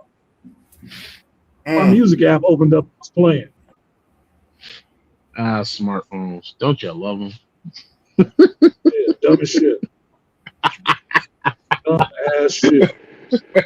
I say that all the time. You know what? For this shit to be such an Android smartphone, it is a pretty damn stupid ass piece of technology. Stupid. Okay, take this from a developer. Your smartphone's a dumbass. It takes a smart user for your phone to be smart. That's all they make now. Smartphones, dumb people. The only reason your smartphones is halfway intelligent is because smart programmers programmed it. It's as dumb as the computer. Here's the thing. I think you should stop calling these things smartphones at all, because the only thing it doesn't do worth a damn. That's it. It'll do everything else, but the phone call is the one part that it can't seem to get right. Oh, I can't get a signal. I can't get this. But I can get GPS anywhere. But it can't give me a signal so I can talk too. I can watch porn anywhere, but I can't get a signal to say, man, did you watch this porn before? I can't do that. Like, what the fuck, dude? Then stop calling it a phone. Then just stop calling it a phone. It's a smart pad. It's a smart block. Whatever you want to call it, just stop calling it a phone, because it don't make phone calls for shit. I would have called it a tablet, but that name was taken. Yeah. Yeah, they took a tablet. It's not big enough. I'll call it a PDA. That'll work. It's bigger than a PDA, though. That's the thing. The BlackBerry was a PDA, but it doesn't have, your phone now doesn't have an actual keyboard attached to it. Yeah. It comes up, but, it's not the tactile keyboard. It's just the But sometimes it gets the right letter or number, and other times doesn't. Yeah, I wasn't trying to say that. I wasn't trying to say eat a dick, mama. Eat a dick, mama. I said it was a duck, not eat a dick. Yeah, but that's what the digital pen is for. All you have to do is go get a digital pen. Oh, fuck that. If I wanted to use a pen, I would get something bigger. I would get a tablet. But this is supposed to be a phone, right? Like, I was looking for an update for my phone. And the difference between getting the update for my phone, which is the 2026 model, the same phone I got, is to get the stylus version, which is like another $80 for a stylus. I'm like, the stylus don't cost $80, goddammit. $80 for the stylus and the programming to just draw on the phone? I won't even use that shit the last time I had a phone with a stylus. I never used it. Had that phone for 2 years. The stylus had never been out of that compartment unless I dropped the phone. So phone, use it for its intended purpose. Man, get in your lane, Fast and Furious. Motherfucker swerving all over the place on a halfway empty road. Oh, he look, he told you it was all about family. Man, stop it. You didn't hear the music play? Yeah, that's me. Y'all ain't getting me y'all not getting me to shit on Vin Diesel and family for that. Oh, Fast Y'all and don't want to Furious. like Vin Diesel bald head ass. No, I'm gonna tell That's you. your No, business. so what made Family me is start? important. What made me start doing that was I remember like what was like a year ago when I was at one of the after school kids that I was working with at the time, and he was one of the older kids, and it was funny because he said I forgot we were watching something, and then he said it's all about family. I bust out laughing. I was like, I'm gonna start using that now because y'all keep making fun of it, but it's a real statement, man. It's a real statement. Family matters. Family matters. If Urkel said it, y'all would still be laughing. It's all about family. And look, and he teaches the realest message. He actually shows compassion and shows compassion towards his enemies. Because if you notice, every goddamn enemy they had, everybody that's part of their family was somebody that they fought in the previous installment. Yeah. Understanding and forgiveness. Give them the opportunity to prove themselves actually decent. You didn't just say, yeah, you was written off for life because you tried to chase me that one time. Nah, you can be part of the crew. Prove yourself. You proved yourself, okay, you good. Nah, Hobbs is cool. Motherfucker, he just chased us all over Rio de Janeiro. Yeah, but he good now.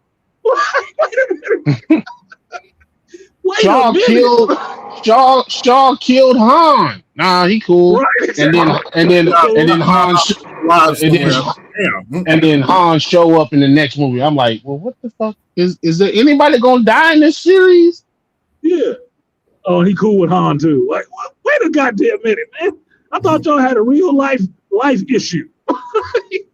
Oh, we good now. Okay, so forgiveness is never saying you're sorry. Like, god dang. And had me feeling some type of way about that in the movies. I was like, then he come back. I said, oh hell, man, I was feeling all sad because I like this character. And he come out, he actually alive, and y'all done actually forgave the dude. Okay, when the next one gonna drop? I'm gonna go see it. I'm gonna go and get my little Fast and Furious popcorn bucket. Might as well. You gonna get your fast X2 bucket,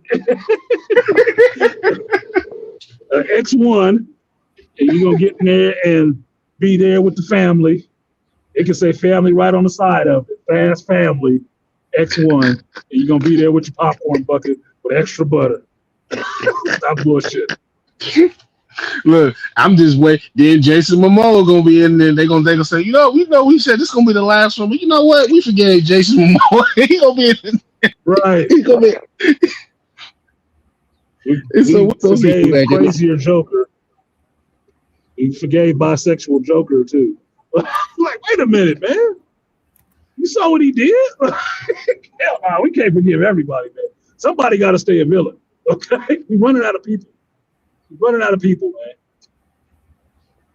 Man. Is they still coming out with that movie? Because it's been a minute since the first part one came out. Universal is giving up on no money. Universal is not giving up on no money. Like you've heard somebody else mentioned it before. Every time one of those Fast and Furious movies drop, it makes like $1 billion. They are not stopping doing that, man. That train is not gonna stop. From what I heard, they got Dwayne and Vin Diesel to make up. Yeah, because you need it big, man. They needed to. Man. You need it big. It's gonna be X2. You got to make it bigger. Number 11. Come on, man. You got to go all in. I just want to see Han fight Shaw. He's gonna get his ass kicked. That's Jason Statham, man. That's That's the working man beekeeper. What you doing? Not fucking around. And he will transport you. You ain't seen his filmography. He about to kick your ass. But I do want to see you show up and try to do something to him. That'll be entertaining for a hot minute. They might get our favorite web slinger, Gal Gadot, to come back too, AB. Well, we saw her pop up at the end of the movie. She come out of the damn submarine. I said, well, damn, again, does anybody stay dead in this series? No. Not if they fan favorite Oh, character. that's right. I forgot Gal Gadot was in that. Oh gosh. Yeah, it's like a comic book or a soap opera, right? Mm-hmm. Nobody is ever dead. You just have to figure out a way to write them back in. Okay? That's it. That's all you got to do. And decent writer can figure out a way to write you back in. I forgot Gal Gadot was Han's girlfriend. Oh my gosh. It's been so long. It's so long. Yeah, she fell out the back of the plane. Because remember, stick figure, she should be dead. Yeah, because remember, she tried to get at Ben, but Ben didn't want no part. He was still caught up on Letty, and then Letty was supposed to be dead. Another character that came back from the fucking dead. The first one.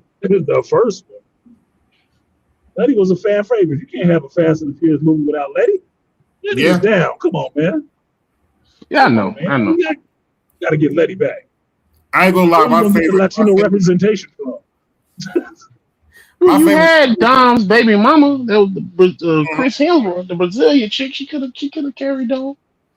Yeah, but she Brazilian and she chasing after the white boy. Come on, man. She got O'Connor. She got O'Connor blood now, man. She half Irish now. What are you talking about?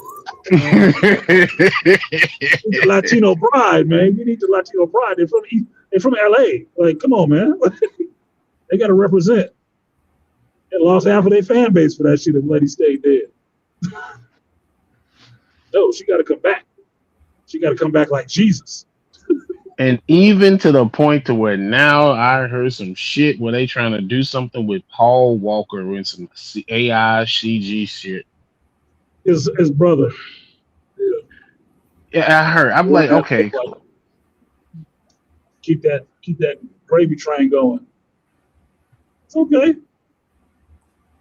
Fine. If his brother looks enough like him to play the part, go ahead. But I know you're not the same. I don't think Paul Walker was an awesome actor anyway, but I don't know if he's the same caliber of actor that Paul was. But if it's getting the family paid and you sending that money to your niece, cool. If you just be trying to get it for yourself, fuck yourself. Go start a career. I'm not gonna lie, they should have recast Paul Walker's character too. They should have recast Brian a long time ago. And I know people probably would. That's how I should have just killed him. Yeah, they should have just killed him. They should have just killed him. Oh, should have gave him the T'Challa treatment. Gave him the T'Challa Wakanda Forever treatment. Well, not the T'Challa. It's different. It's different with T'Challa because Black Panther is a mantle. You can pass the mantle off to somebody else. So you could have just recasted him. But having Brian O'Connor, you could have just killed Brian off. And then have Vin Diesel's character, Dom, going through the world with everybody else without Brian taking care of little Brian. You could have had that. Because Brian O'Connor is not a mantle. You could have recast, but for what? You know how tight they are in real life. Recasting him and having them give lines to somebody who is not the same person that he did all these movies with, that's going to be weird as fuck. Yeah, you're right. Yeah, think about it. I mean, you saw how hard it was on the Black Panther cast just doing Wakanda Forever, and he wasn't there. And they was paying tribute to him being dead in the movie. You saw how hard it was on them. You think they about to do Fast 9 and 10 after Paul Walker is dead and they just gonna be okay staring at somebody else? No, it's not gonna work the same way. It's not gonna be the same. It's not the cast is not gonna gel the same way. The closest they can get would be his brother, because his brother kind of looks like him. So psychologically, it'll trick your mind out a little bit. Otherwise, hell no. It'll just be another job, and you'll see the sales on that shit fall off because nobody will believe their interaction anymore. Oh, we're like brothers. Yeah, you don't feel nothing for that dude. I can tell. It don't come across in your dialogue. It just doesn't. It's like knowing that two people on the screen who's supposed to be lovers have no goddamn chemistry together. Like, I'm not buying their relationship. Well, they're actors, yeah, but they're supposed to be lovers. I don't believe it. They don't like each other. It just don't come across the same way. But two actors you see on the screen and you really thinking like, man, they probably fucking. And then you find out, yeah, they was messing around on the set. You're like, yep, I can believe it because I can see it on the screen. Like Will and Margot Robbie. We Will and Margot. We're not supposed to believe nothing didn't happen in them 2 movies that y'all shot, because they did like 2 or 3 movies together. So yeah, no, focus and find out that he was banging her ass out. That was her role. That was her get on, and it wasn't just the BBC. Okay, it wasn't just the Big Willie Express. Okay, she got all aboard. Getting jiggy with it on the way to Miami. Yep. She got real jiggy. Got her a couple movies out of it too. But it springboarded off that dick into something else. So don't get fooled. So what you're saying is the Man in Black came and took it to the Wild Wild West. Yeah. Gave her that 7 pounds. Left her with a concussion. Yeah. Left that coochie with a concussion. She was calling him Gemini Man. She was calling him the Gemini Man. It's in there like it was 2 people. Yep. Let me show you. He was dead. He was dead. He was dead shot with it. He's dead shot in that shit too. Yep. It was half flirtations in that movie. Like, come on, bro. Nah. Come on, come on. I know you're trying to get hitched. We know how it works in Hollywood. Man. Y'all do a role together. Y'all chemistry real good. Next thing we see you in, y'all fucking. Y'all all together as a couple. Like, put it. We know. We see it. We know when you got chemistry. We know when y'all don't.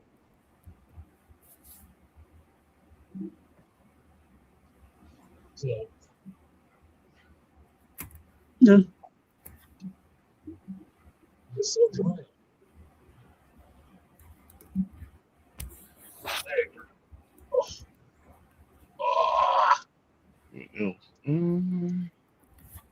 So, what are y'all looking forward to this week? Because I didn't know Invincible was over for this season. Oh yeah, episode 8. I thought it was 10 episodes. They're only 8 each season. Each season 8 episodes. These short ass. I thought it was 8. Somebody told me it was 9, but I thought it was 8. I couldn't remember if it was 8 or 10, but whatever. Okay, it's 8. They left on Thrag said, "Leave us the fuck alone. I'm out."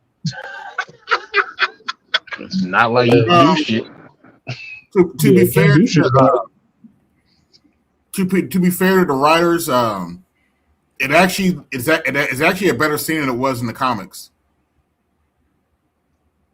That's what they're saying because Kirkman added more to it, and that's fine because it's his. He can do that shit. I'm just not in favor of untalented writers adding shit to people's stuff that they didn't create. That's what I'm not so much a fan about. The comics make Mark look like a real chump because Nolan Mark is there. Is a real chump. Well, yeah, that it took this season for me to have a little bit of respect again for Mark because I'm tired of seeing him bloody all the damn time. Invincible Kotex. Like, God damn. Yeah, totally invincible. Mm-hmm. Mark LaRusso. I'm starting to believe that's the point of the show. That it's a oxymoron him calling himself invincible. Yeah, you sure are invincible, sir. Every time I see you, you getting your ass kicked. They just dropped the trailer for the story in the new Invincible fighting game, and Mark is getting his ass kicked in the trailer for the story. I'm like, Jesus Oh Christ, can we wow. not see? Can we not see him get beat up by his daddy again in the other Viltrumites? Nope, you gotta see it. Because that's what he's known for, getting bloody and getting his ass whipped. Like, Jesus Christ. So I downloaded that game too. I haven't played it yet. But advertising works sometimes. Oh, the beta. Yeah, I believe so. But regardless, I mean, I understand that in the comic, but that's just the difference between the two mediums.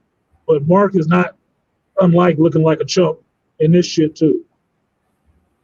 I mean, that's my biggest complaint about Mark. I like the show, I like the character, but the character gets his ass kicked a little bit too much. Like, I don't mind the elaboration on the villain and the motivations of the villain. That's more interesting. But it's written by the person who wrote it the first time. So they add to it. Fine, I'm fine with that. You can do that. I wasn't mad at George Lucas for going back and doing his little re-edits on the movies he did. It's his goddamn movie. What are you complaining for? Horn shot Yeah, first. it's different. I remember it differently.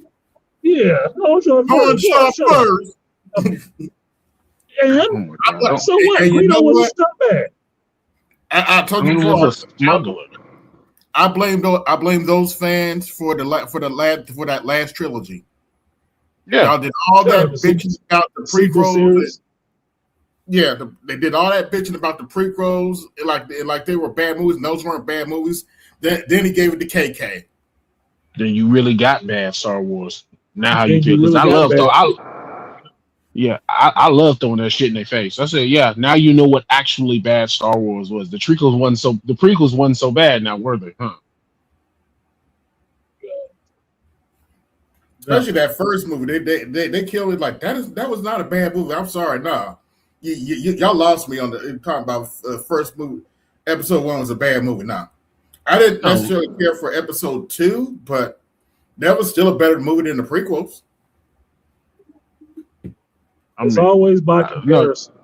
To me, it's always by comparison. It's a bad movie compared to what? What are you comparing it to?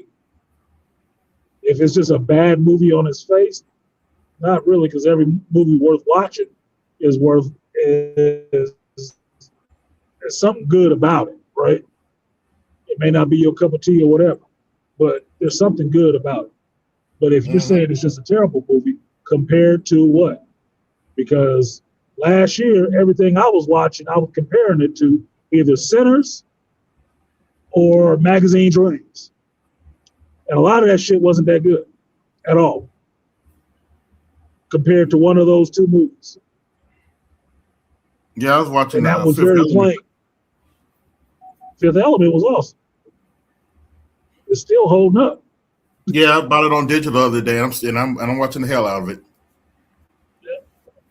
I watched it on, I think it was on Prime or something like that. I watched it on. Yeah, it's like I was in the bar. Prime. Yeah, I was in the bar and they were playing it in the bar. And I was like, man, I ain't seen the Fifth Element in a minute. I need to go back because when that movie came out, I bought the disc and I bought the soundtrack. I know the soundtrack by heart. So I'm like, oh yeah, this is Eric Serra. This is Heat. This is the song called Heat. I'm like, I need to watch this again. I ain't watched it in a while. Straight, compact, world building, good. Mm-hmm. Fun movie. Still holds up. Had it on VHS for the for the people, for physical media crowd. VHS copy, and played the video game when it came out on the PlayStation 2. Really? I played it. Okay. Mm-hmm. Did not play the video. And here's the crazy thing: we played the demo first, and we didn't even know. Me and a buddy of mine, like that, our longtime childhood friend, we grew up together. We didn't even know what the hell we were playing until I watched the movie, and I said, "Wait a minute, that looked like Bruce Willis." And I said, "Oh, this is the Fifth Element video game," because we were just playing to play. And I said, "Oh, this is a Geniuses. Fifth." I was like, they made a Fifth Element video game. I said, "Let me go ahead and try to find this and play it through." Hard as shit, by the way. It was very, very hard because it took us forever to get past just the first part. My favorite Bruce Willis tie-in game was Die Hard. That's one of the few arcades that I could get through and play all the way through. Die Hard. I was always. I didn't play a lot of video game movie tie-ins because they usually weren't good games. It's like video game or comic book tie-ins to movies. They weren't good books. They just weren't. Nope. They were cash grabs. So I'm not interested in the cash grab, so I wasn't giving them my cash for that shit. First time I saw that was Batman 89. Then you got the Batman 89 video game. Then you had the shitty ass Superman game. Hold on, which one? There's a few of them. Superman, yeah, exactly. I think it was Superman 64 or something like that. Yeah, that one. Good Lord. Good Lord. That was a shitty game. Oh my God. Worse. That put that back in my memory. Everybody who was involved with that Superman 64 game should never work in the industry again. They did. They probably do. They went on to make other shit. And other pieces of shit that you probably don't like either. They didn't stop. They stayed the course, man. They stayed the course. They would not be deterred. Because just looking at Superman 64 was make you like, who thought this was a fun game? Well, I played that shit. It was trash. Superman fans, they wanted a Superman game. I think I rented that at Blockbuster. Took it home and played it. And that game was trash. I'm like, what is this? This is so awkward. Oh, hell no. I shouldn't have rented this. We take this back. I'll ride my bike to take it back right now. Get this shit out of the house. That's one of the games you rent. You play it once and you put it back in the thing. You almost want to throw it at the cashier. Yeah, like no, let's put it back. Let's put this back in this case and make sure I take this back to their store because this is trash. Make you want to ask for your money back. Yeah, I want to get this the hell out of here because this does not get play on my system. This is garbage. What's wrong with it? Yeah, it made my shit explode. Can we? Guess how bad it was. Is it defective? No, it's not defective, but it sucks. So you might as well throw it away. Is anything wrong with it? Not really. It's just a shitty game. You ain't gonna make no sales off it. I can tell you that right now. Yeah. He's gonna come back a lot. They're gonna be sitting on the shelf. You might as well take them out to the desert and find that Atari ET hole and stick them in there. What? He said the Atari ET game. Yeah, and throw the games in it too. Yep. Like, oh well, got company ET here, Superman. Yeah, both of y'all are aliens anyway. Y'all should get along real well. Yeah, y'all got a lot to talk about. Shitty alien games. Get out of here. Yeah, that 88. I can't believe they actually found that landfill though, where they buried all the ET games because it was so bad. Hey, somebody knows where the body is buried. They ain't got all of them because we had the ET game and we didn't send it back. So, you got all the rest of them. Yeah, they all floating around. In somebody's collector's playpen, they got a copy. I got a copy of the original ET, like that nobody plays. I think that shit went to the dump. I think ours went to the dump. Because when we got off of the Atari 2600 and got up to Nintendo, all the Atari games disappeared. So they either ended up in a pawn shop because my brother's daddy was a dope fiend, so he was stealing shit out the house and selling it, or it got thrown away by his sister when we moved. Because it's some old shit we don't use. Because that's how women do shit. Till they find out it has some value, then they want to look through the trash for it. Like, oh, you still got them old games? You threw them away, bitch. What the fuck you talking about? Oh, I saw on TV it was worth $5,000. Well, it would have been if I still had it, but you threw my shit away.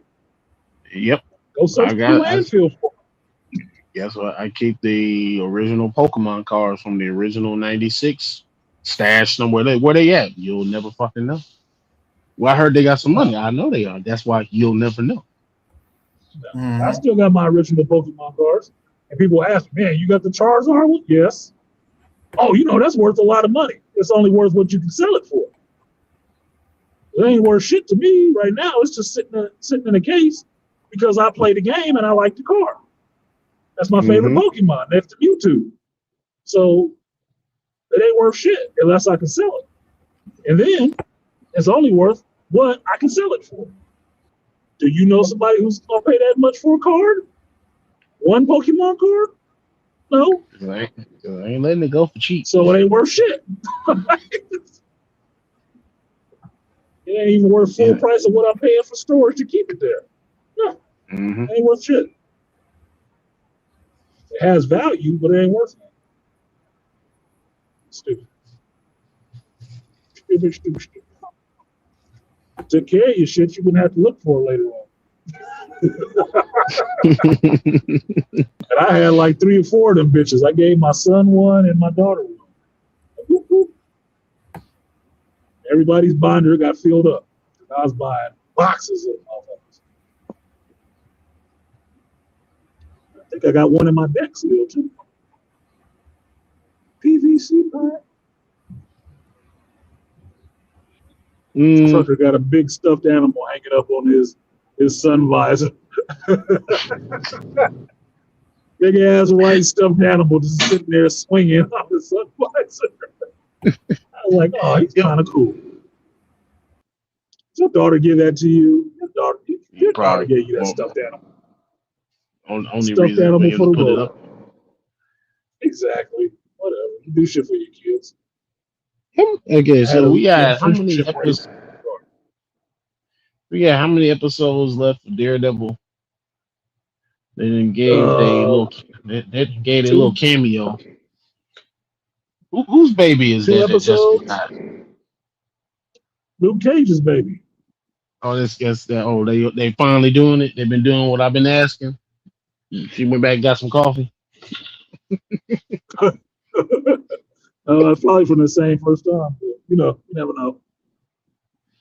But yeah, they trying to bring them in line with the comic book because Marvel's doing it now and not Netflix. So they're gonna get to the baby stuff. I'm just waiting to get to the custody battle.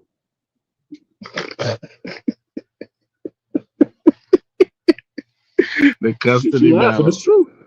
Yeah, they had a custody battle. They get divorced. So I'm just waiting for them to get to that part. See how interesting that turned out.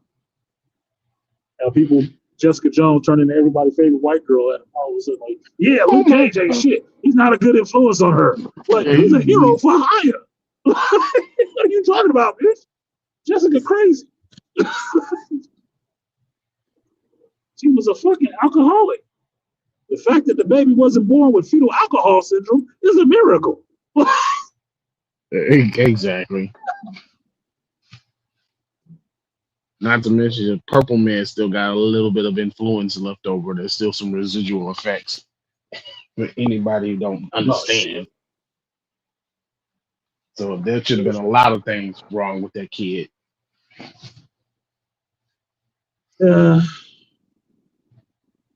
It's okay. She's super. Maybe she turned out to be Sister Sage. Oh. What they keep giving her freaking powers every time they want to do some little Elseworld story. They keep giving Luke Cage's daughter some damn powers, so it ain't too far fetched. Because they're trying to settle on something that'll work, something that the audience will buy.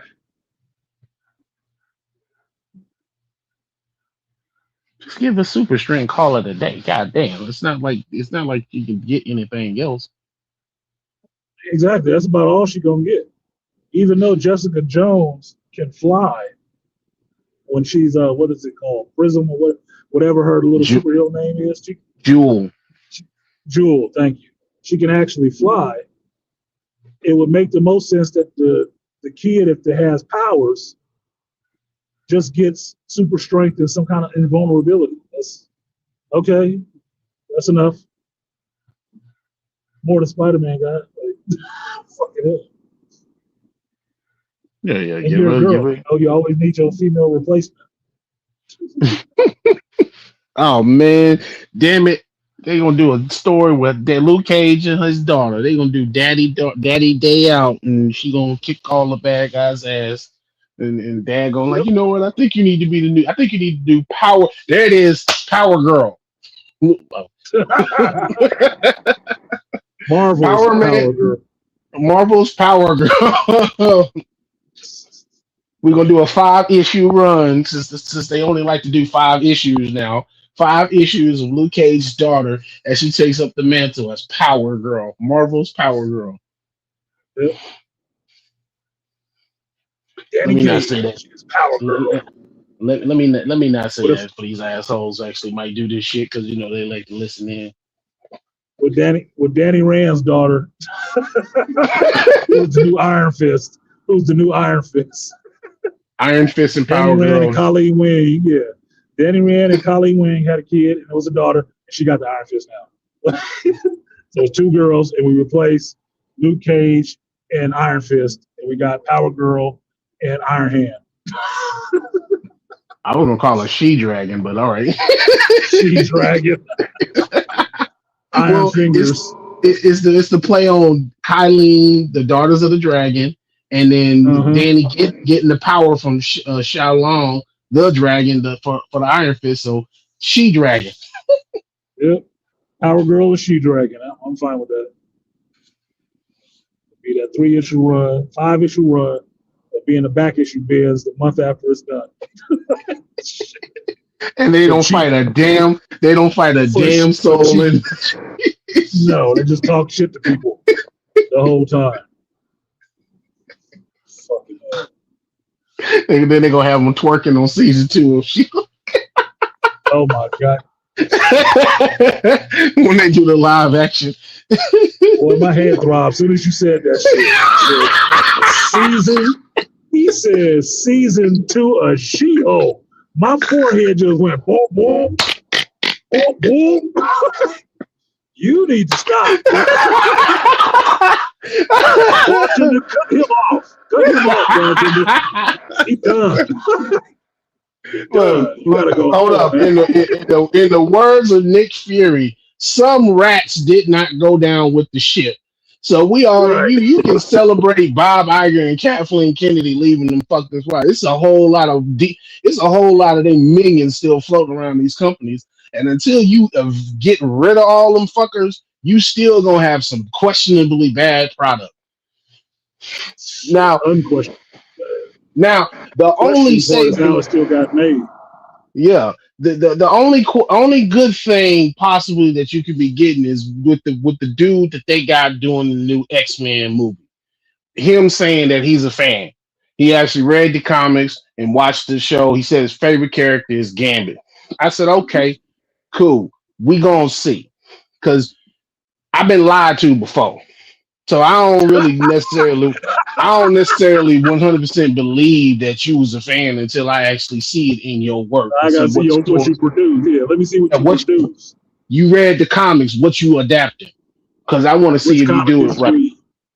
Yeah, because everybody's favorite character is Gambit since '97. Because just like everybody now is a goddamn Cyclops fan, all of a sudden, oh my God, Cyclops! I said, what the hell with y'all the last 10, 15 years when they've been butchering this character, making him like an asshole? If he wasn't rocking with Cyclops when he was a Boy Scout, I don't want to hear shit about him now that he went bad. No, you ain't a fan, man. Yeah. You on the bandwagon. You're on the bandwagon. You're not a fan. You're just you were Yeah, you a 97 newcomer. Stop it. I've been Oh rocking shit. with this dude since the Boy Scouts, since they turned him into a damn villain. And when everybody talks shit about Cyclops, and I have to defend this girl, Cyclops is an asshole. And I had in my argument, I said, that's how they're writing him. Like, what the fuck are we talking about? Like, they're writing him to be that way. Cyclops was always an asshole to people because Cyclops was the one who was standing up for the dream. Yeah. And he was unmoving on that shit. And he would go to bat against Wolverine, against anybody else, Magneto, talking shit, standing up for Xavier's dream, and people was giving him shit. Oh, you just a little beautiful soldier. You just a Boy Scout. He's the Boy Scout because he believed that shit, and he was the first X-Men on the team. He was there like for it. He believed it. He was the leader. Nobody wanted to like that shit, so they wanted to shit on his ass when Wolverine came around. Mm-hmm. Yeah, and it's kind of like what they recently in the new, because issue 3 just came out of the current the solo run with Cyclops, and when he basically ends up in the situation where the guy's name is Tearjerker, one of Pierce's little new minions for the Reavers. He basically has him like pinned down where he's standing on top of him and he's got his glasses, and Cyclops is like, give me my glasses or else. And then eventually he just lets loose on him. And he was like, wait a minute, man, I thought you were a super, because he decides to drag the dude's corpse. He said, oh, no, I'm gonna use you. He said, just the same way you took parts from the other guy, I'm gonna use you. He said, I thought you were supposed to be a superhero. He said, I'm trying to be, but people like you remind me that I'm a soldier. Yep. He said, and he said, I thought he was introduced. Don't you have a cold? Oh, you thinking of the wrong one. You thinking of the guy with claws. Yeah. That's what he says in the comic. He said, you thinking of the guy with claws. I don't have one. No, you got to remember, Cyclops now has gone more towards Magneto's side than Xavier's side. Cyclops will kill you. Mm-hmm. So if anything, they're bringing him more in line to a Flashpoint than the Boy Scout. I remember when they started trying to dirty him up, and they was doing it around the Apocalypse stuff, the story with the 12. That's when they started really trying to dirty Cyclops up a little bit to make him cooler to people. So he wasn't such the upstanding, this is the rules, this is what I follow shit. And they tried to make him more relevant to the day. And they've tried several attempts. They kept pushing him further and further, doing shit that just was trying to give him an edge because he never really had one. Right? Yeah. For me, it didn't actually take hold until Schism. Well, he broke ranks with Xavier, or with Wolverine. Actually killed Xavier. He was there with Magneto. Like, Cyclops was right, man. I need that T-shirt. Like, you know what? Every time we tried to help these motherfuckers, they always come back and try to kill us off. So, you know what? Now I feel like, fuck them. It's all about my mutants and, to me, my X-Men. I'm like, okay, this one works for me.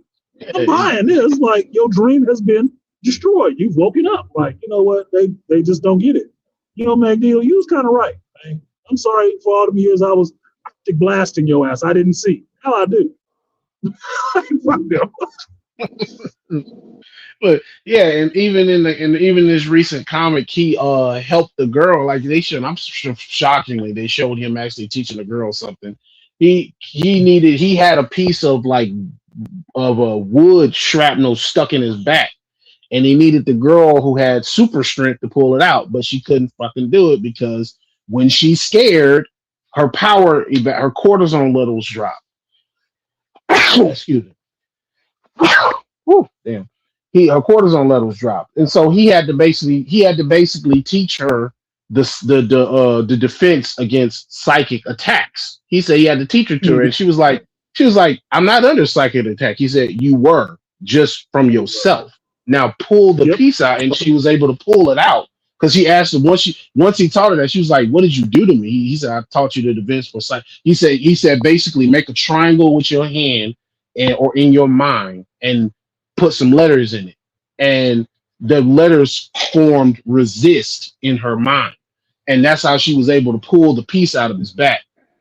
And he had some, and she was like, well, we're gonna have to treat the wound. He was like, no, I don't. He said, I got some skin spray in my utility belt. Let's just do this. Yeah, it sounds like they're making them more aligned with a cable. You gotta remember, it's like this Nate Gray's daddy. Like this Nathan's daddy. This is Christopher's daddy. Oh well.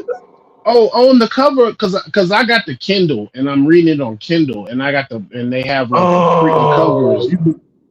You losing cool points for digitally reading it. No, I'm gonna go get it. Well, you already know I need the graphics. I always go get the graphics. So they have the cover of it, and it's him basically all gunned up. So I'm like, okay, so he's got blasters like and shit. Yeah, looking like Cable. Got a gun, got the bullet belt across his chest. I'm like, okay, so they really trying to make Cyclops a badass now. Okay, that's Cable's daddy, boy. I'm gonna show you where Nathan Gray get it from. Yeah, let me show you where Nathan gets it from. I'm Corsair's son, man. I'm a son of Corsair, you know, pirate king of the spaceways. Yeah. You ever heard of the Star Jammers? Oh, yeah, no shit. Oh my goodness. Well, at least it's a good issue or a good story that's being told. Because I never had much hate for Cyclops. I got it from reading the X-Men. Cyclops is capable, just like Storm is capable. They're highly capable. They are soldiers. That's what Xavier made. I don't see anything wrong with that to where it's like, oh, it's terrible. You made these kids into child soldiers. These kids was going to be body bags if they didn't get some training. If they didn't get any training, the kids was all going to be dead. Yeah, you had the Purifiers, you had the Reavers, you had Apocalypse and his goons. They was fighting Magneto and the Brotherhood of one. They was fighting, who else was they fighting? They was fighting the Sentinels and Bolivar Trash. Then Bastion showed up with his crazy ass and being had. They've been hunted. Yeah, they've been hunted for a while. They have just been hunted for a while. The only thing it's like standing up to a bully. Are you mad at the person that teaches the kid how to defend himself from the bully for kicking the bully's ass? No. Why am I mad at you for doing that? Thank you for helping that kid be able to defend themselves. Oh, but he made a child soldier. Man, shut the hell up. What do you think the bully was?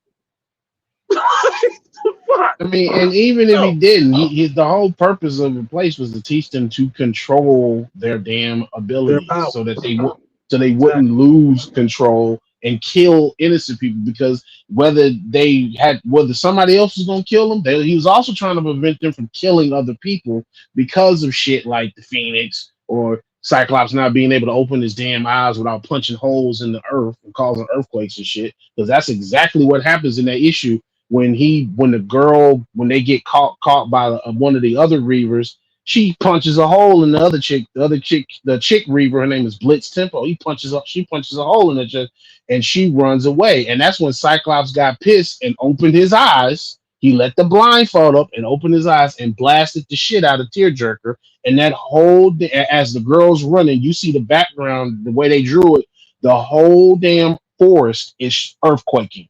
Because he's going full tilt. So when that dude was when they showed that dude in the image being hit by that blast, he was damn near disintegrated. I was like, shit, did he get an upgrade in his power? Like, damn. But he went full tilt. Well, this is the thing with Cyclops, and just thinking about that from you saying it, Cyclops is due for a secondary mutation. He's overdue. I think that's what really overdue for a secondary mutation, and it needs to be something that I don't know if I want him to lose the sunglasses and shit, have him walking around looking like his brother, Vulcan or something like that, where his eyes just glowing red the whole time. Yeah, I don't know if I want that, but he needs a secondary mutation that's a benefit to him not having his glasses on. Like maybe with his eyes closed and out of his glasses, he has a little bit of telepathy or something where he can see like Daredevil or some shit. Maybe just see the energy spectrum or some shit. It's something he needs that will be, oh, we took his glasses, he don't have that. Said, oh, I got to upgrade, nigga. I don't need my glasses. You know, something like Neo. Neo lost his eyesight and everybody thought it was over. And he was like, no, I can see you now, Smith. I can see the real you. I can see the real you. I see you wherever you are now. And I think that's where they're going, because I was reading an article where they was talking to the writers about it. I think they said they're talking about upgrading his powers and giving him that secondary mutation. I don't know how true they are, but from what I think they are saying, they're gonna upgrade his powers. He doesn't need a power upgrade necessarily because Cyclops is older, right? Yeah. All them years and all that training of using his abilities, his power should be growing as he gets older, right? It should get stronger. He should have more access. One of the last comics I was reading with him was when he was on the run and he had his revolutionary group and his powers was on the fritz. They weren't coming out straight. They was coming out all over the place, right? All different angles and shit. Like, God damn, it is legit like a fire hydrant now. It's all over the place, even with his visor on. So he lost a little bit of control over the shit. If you give him a secondary mutation based on that, he doesn't need more control. You don't need a huge upgrade. You just have to say that his powers have grown more because he's more skilled at using them. And then the secondary mutation aids that to where he might not even need his visor. He might not need it. I may want to see him with it on all the time because that's how you know Cyclops from everybody else. But he may not need that shit. You can have him walking around like the blind swordsman, you know, with bandages on his eyes the whole time. I'm like, how the fuck is he, you know, and still optic blasting motherfuckers? Like, I don't need to see you. I don't need to see you to direct this shit. I can feel you. I know where you are. The magnetic resonance off your body let me know where you are, and I just, you know, played the bank and hit your ass with these beams. kinetic energy fields all around you. Exactly. Kinetic energy is just the energy of motion. So everything is moving, everything is vibrating. If you give him a secondary mutation where he can feel that and see that now he can see everybody without needing to use his eyes. That means his one handicap is now taken from him. You don't have a handicap like that. Now you can make it using too much power, kind of burn his ass out. Start setting his fucking eye sockets in his head on fire or some shit. Like, holy shit, I gotta calm down because I could have did this for an hour and a half. They could go now back. It's just short bursts. They could go back to using where he got his power from solar energy and to play off that. I guess they can't now. I don't know, but that's what I mean. No, it's still there. It's the same for him and Alex. They both convert cosmic energy, right? They both convert cosmic energy. The only difference is Havoc converts it into waves that are hot plasma. Cyclops converts it into concussive force energy, right? But when they made it, he gets it from another dimension of just portal to another dimension. Bullshit. Yeah, they're portals. Bullshit. Who wants that portal bullshit? Look, keep him being like Superman, so then you don't have to say it's hot. Okay? It doesn't have to be hot. It's just concussive force. Fine. I'm fine with that. He doesn't need to have portals in his eye sockets. No, it's okay. He does it. Leave that to Speedball and Chamber, okay? We don't need all of that shit. The kinetic shit is all Gambit. Let it stay Gambit, okay? Havoc does plasma. Vulcan does any energy. Cyclops converts solar energy. We good. We good.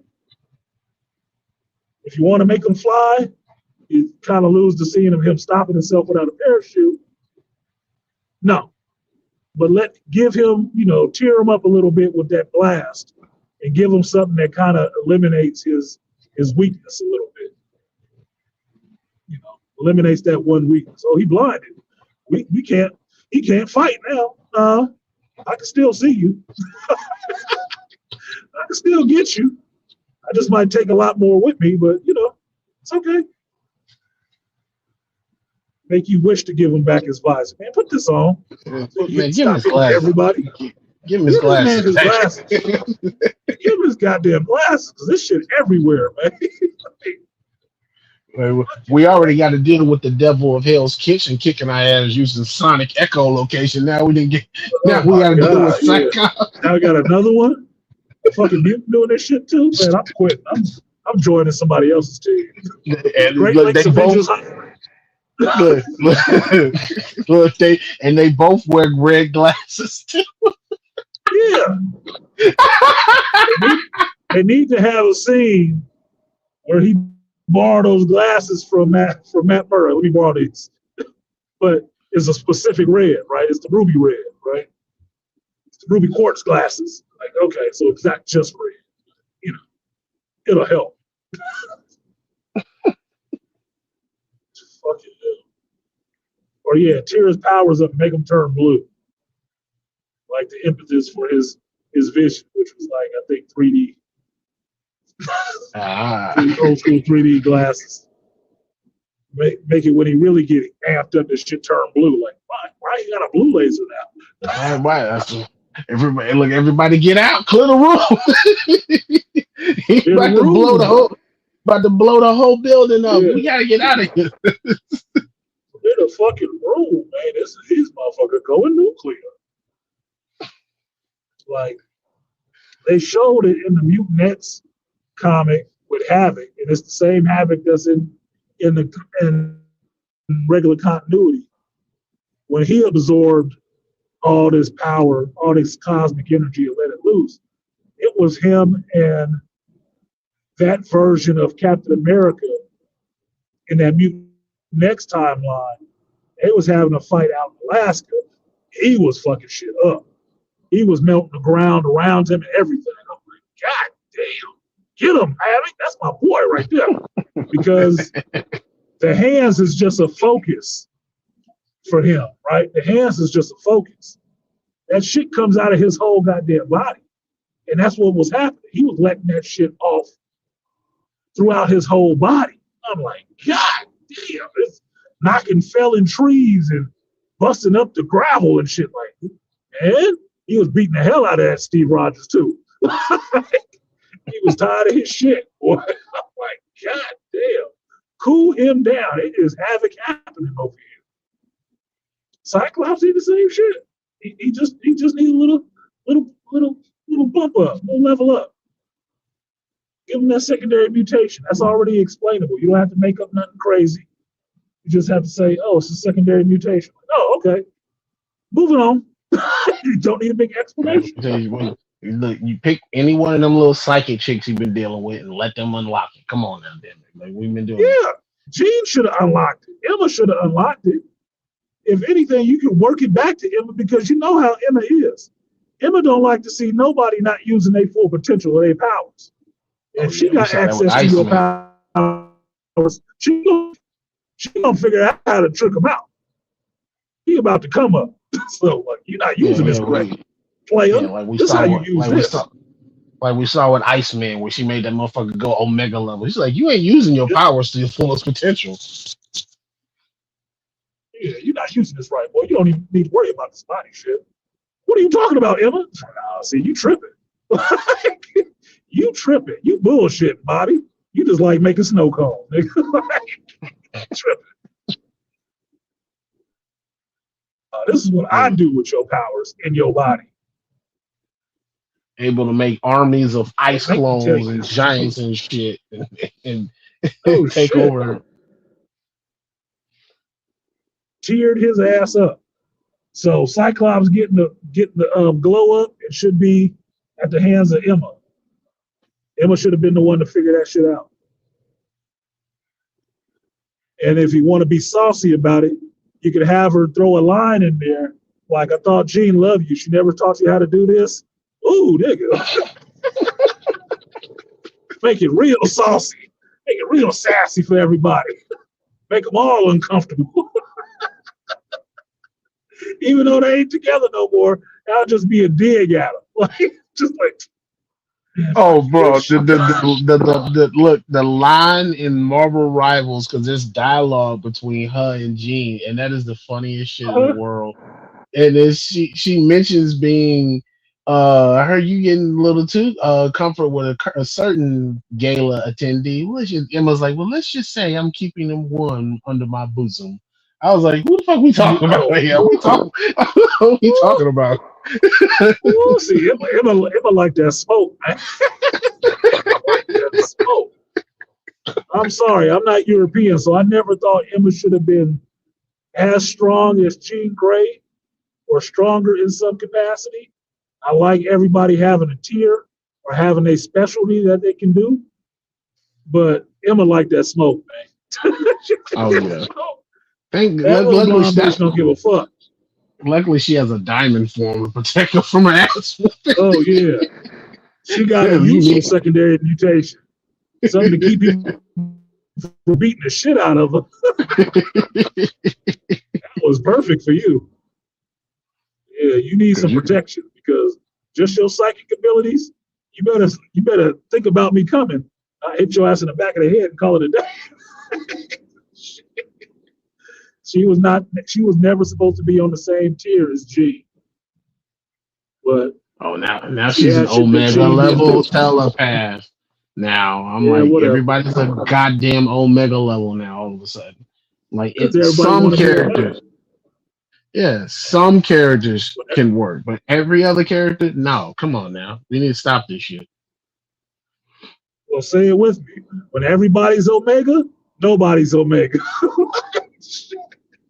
The syndrome problem, bro. Like, no, everybody can't be Omega.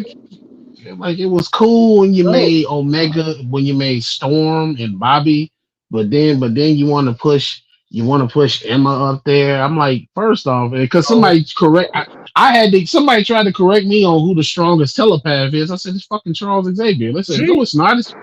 That was like it's Emma. I said, when the fuck did Emma become strong? Emma I said, yeah, Frost. go. They said, Yeah. go look. I went and read. They said they made her an Omega level mutant. I said, that is bullshit. It has Yep. always been either Charles or That Jean. is bullshit. What the Charles or G, 1 and 2.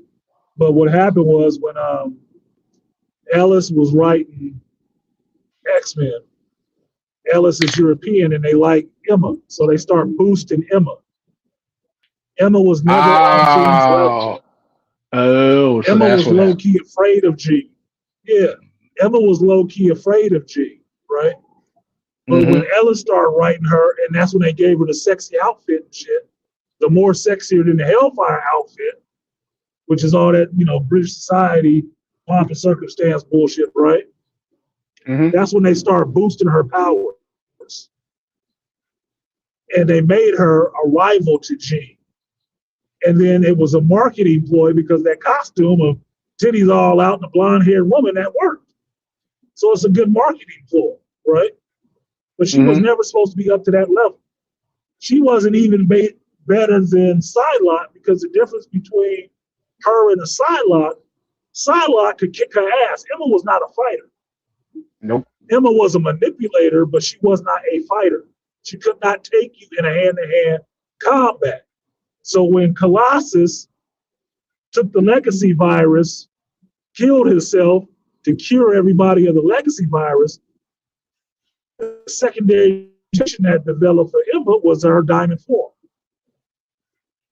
That was it. They gave her a defense now. Now she can fight. Well, she could never fight before. She wasn't a fighter. She was a manipulator.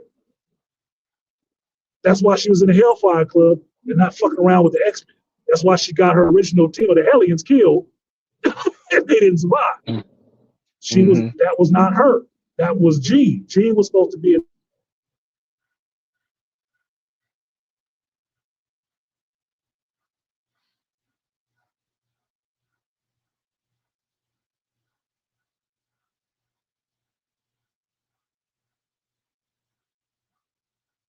That artisan that you drop off.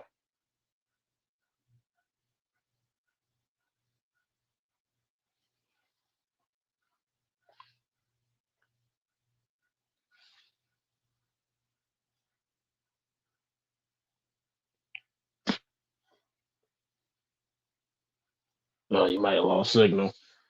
He is driving. We're just gonna hold off. Yeah.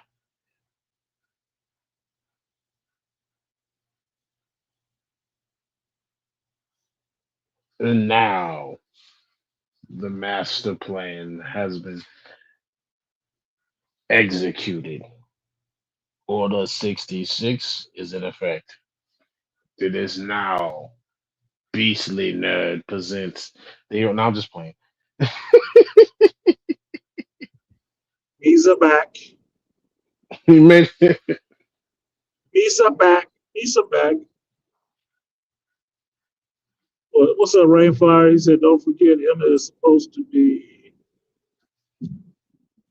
BBW without her psychic powers causing the illusion. Yeah, she's supposed to be a fat white chick. She's supposed to be struggling. She's supposed to be struggling without the psychic illusion. Oh yeah. But that was Emma's strong suit, was the illusion part. But she was a strong telepath. She was. But she was not on the level of No Gene. And she wasn't on the level of a Charles.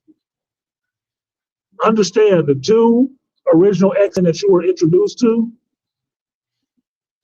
in X-Men comics was Charles Xavier and Magneto. Magneto is the master of magnetism. Charles is supposed to be the master of the mental game. Why? Because he's older than all the rest of the motherfuckers. He's been doing it long. But when they start trying to tear down Charles Xavier as that father figure, when they start trying to get rid of fathers, then Xavier had to drop down the totem pole. So if that was the case, if he was so weak next to Emma, why didn't Onslaught manifest in Emma? Why was it a problem that he manifested out of Charles Xavier? It seemed like Emma and Jean should have been able to take care of that then, right? No, they was wrecked right along with everybody else. It took a mutant from another dimension to come in there and say they ass.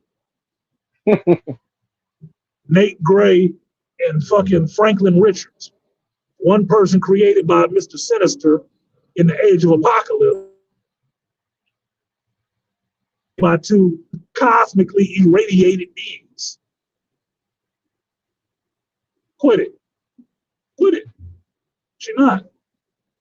But you can write whatever you want to. I don't have to believe that shit because I know better. Like, no. She ain't never been that. Peter Parker ain't never had organic webbing. I don't give a fuck what you say.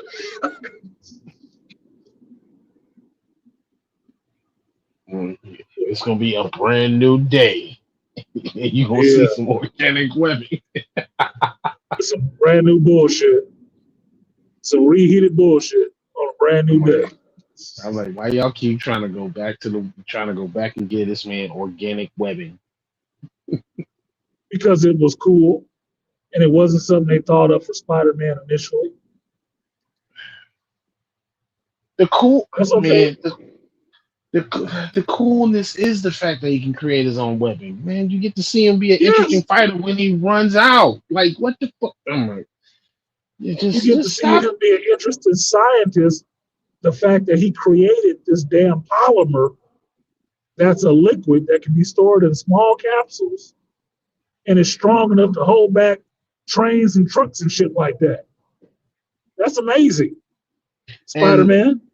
If I'm not correct, can't nobody else reproduce it. If I'm not correct, even Reed Richards struggles to figure out how he does it because it's his formula. It's Peter's formula. That takes away from Peter's genius all day long.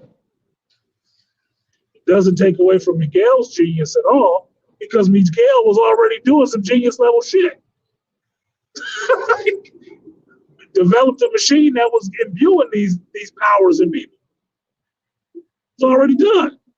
So him having, Organic weapon, well, that's just the cost of doing business, ain't it, Miguel? Fucked up, bro, but that's kind of cool.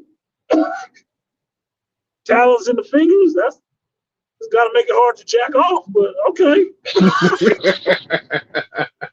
Climbing a building is a cinch, right? You got offensive weapons. That means you don't just have to punch people in the face.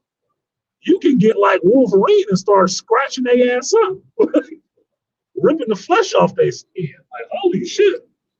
And you got fangs? Woo. This is a different Spider-Man.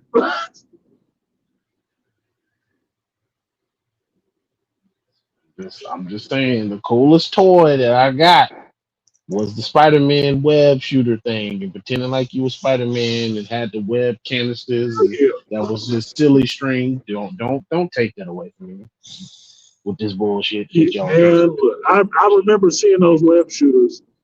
I would have wanted them when I was a kid. I didn't mind when I was an adult, but I did see them.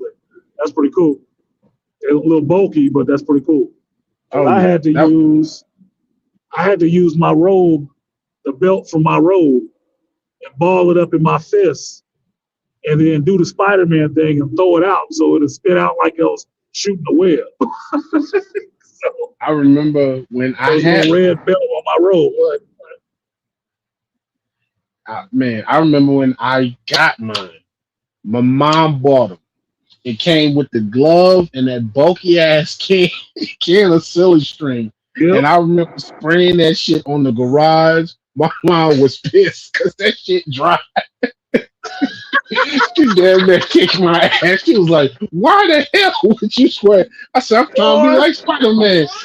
You don't spray at the shit on my carpet. Gonna take your ass outside with this shit." I sprayed it. I did. I was in the house first, and then I sprayed it out. I sprayed it and got it stuck in the carpet, and she was pissed off. Yeah, and so I went outside and sprayed the garage. Yeah, you was gonna catch a beat. You was gonna catch a beat there. That shit in my carpet. Go outside with that. You bought it for me though. Go outside. That's exactly what I said. You bought it for me though.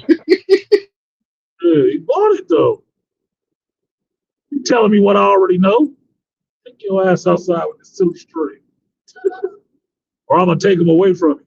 You just gave it to me. Why are you gonna take it away now? Like, what did you think I was gonna do with it? Look at it? God damn.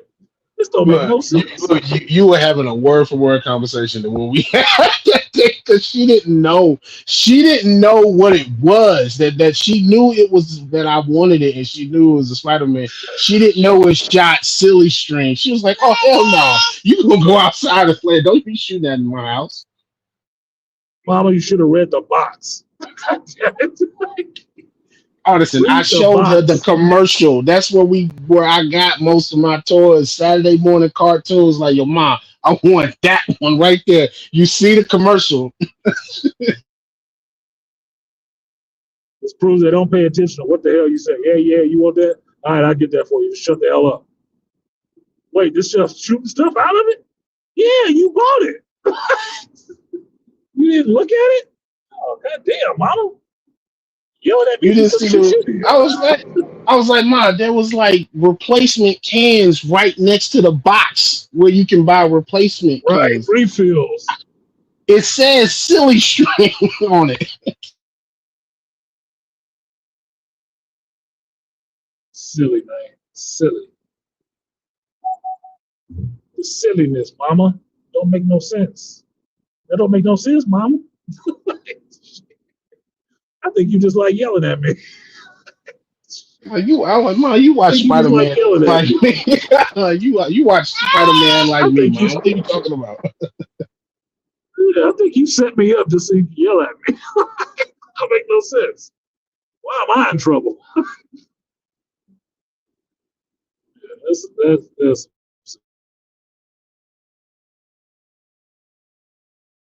but I don't know. Glow up, fine. Secondary mutation, that makes the most sense from my perspective. If they want to give him a power boost like they need to. His power is already strong enough. The only thing you can do to make it better is give him more accurate control,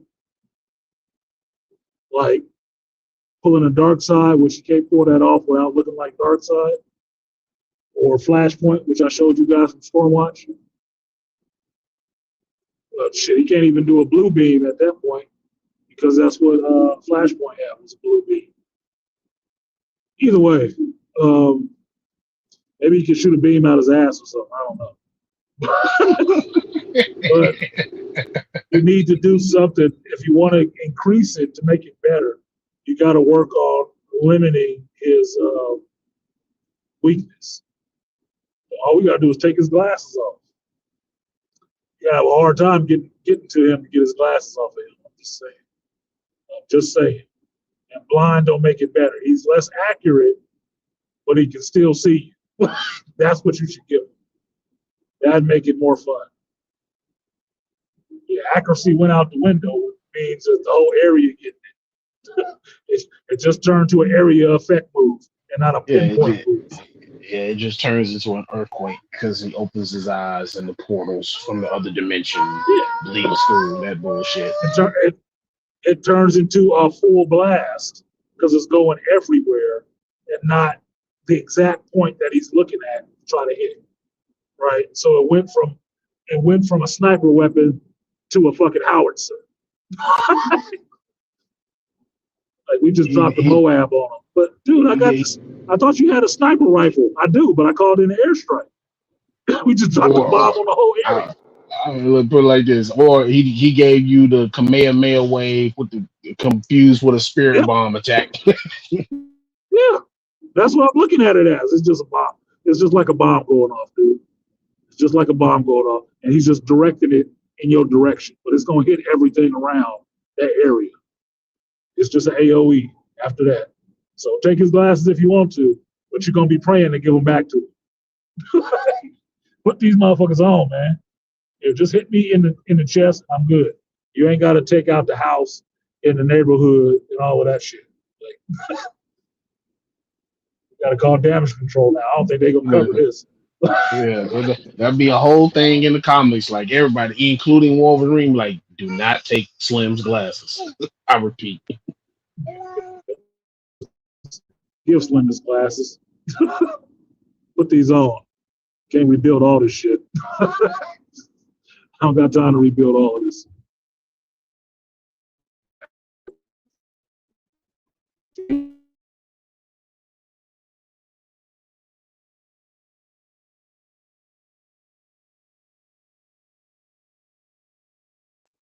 But Silly String is not as much fun as Cheese Whiz. If you think about it, anything under pressure that you can shoot out and see it is actually kind of fun to play with. It is. I mean, even expanding foam is fun to shoot out of there because it's pretty much like Silly String, but you get it on your clothes, you ain't never getting it out. It's just gonna be there. But it's fun. Like the most it's fun to use. Mm-hmm.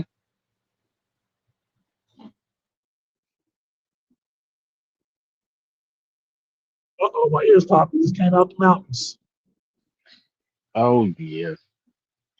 You were at sea level or below it.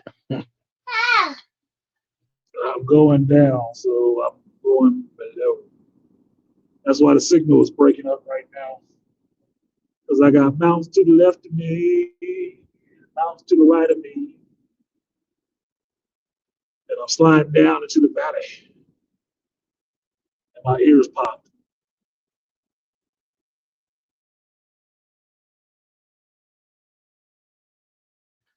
There go the signal.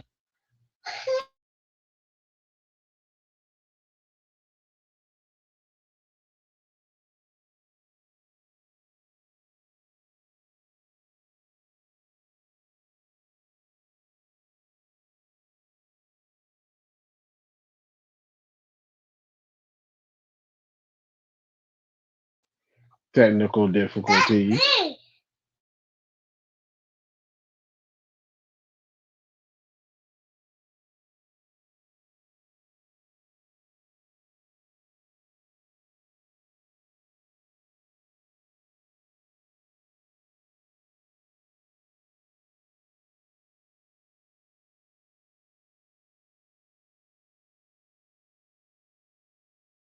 Rainfire. I know you did not mention the Happy Time movies. Yeah, they sure did. That was that part was wildly as funny as it was. That part went on way too long.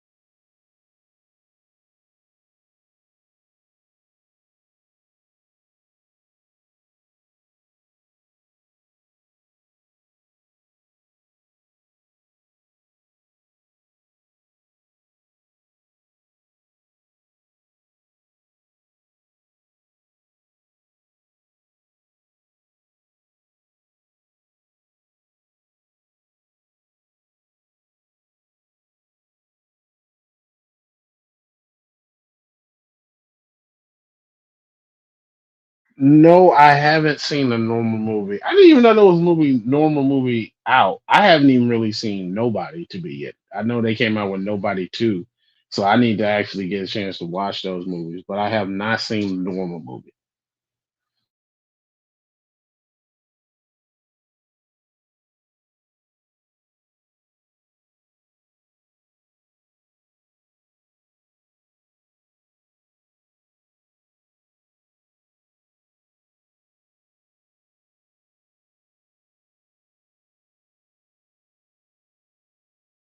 Is it in the theaters or is it on one of these mini streaming services that we got to pay for?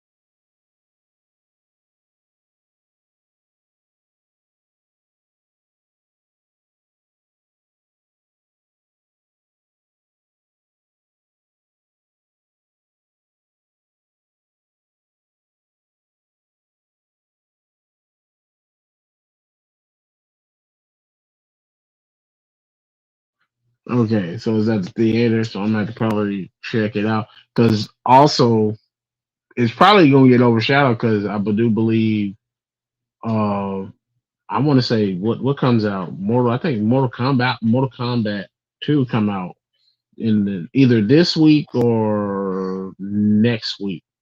Mortal Kombat 2 finna come out, so it's probably gonna get overshadowed by that.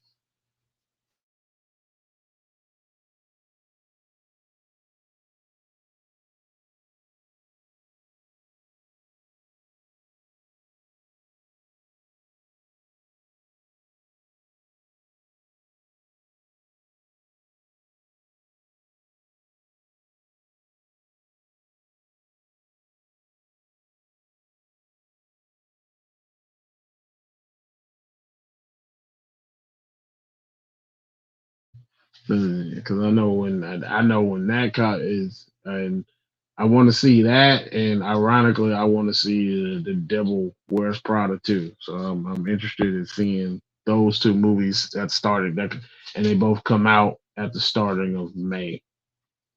So around this week or next week. So I'm gonna have to probably squeeze normal, depending who's in normal, who's it starring.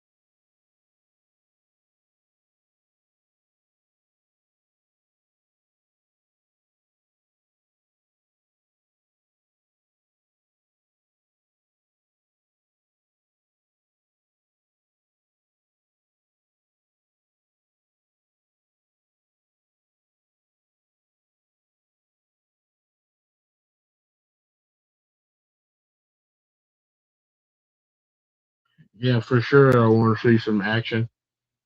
We need a decent action movie with a decent story, and not because we are Hollywood is creatively bankrupt when it comes to action because it's always action with a message and an unnecessary story.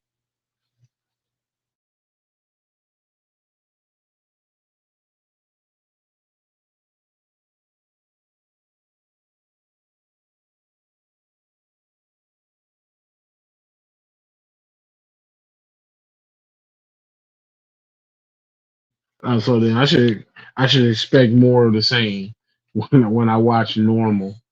If it's that same comedic action, we should expect more of the same, man. But see, I would have to actually watch Nobody first before I can watch normal to make sure to see if they don't play off the same drum beats.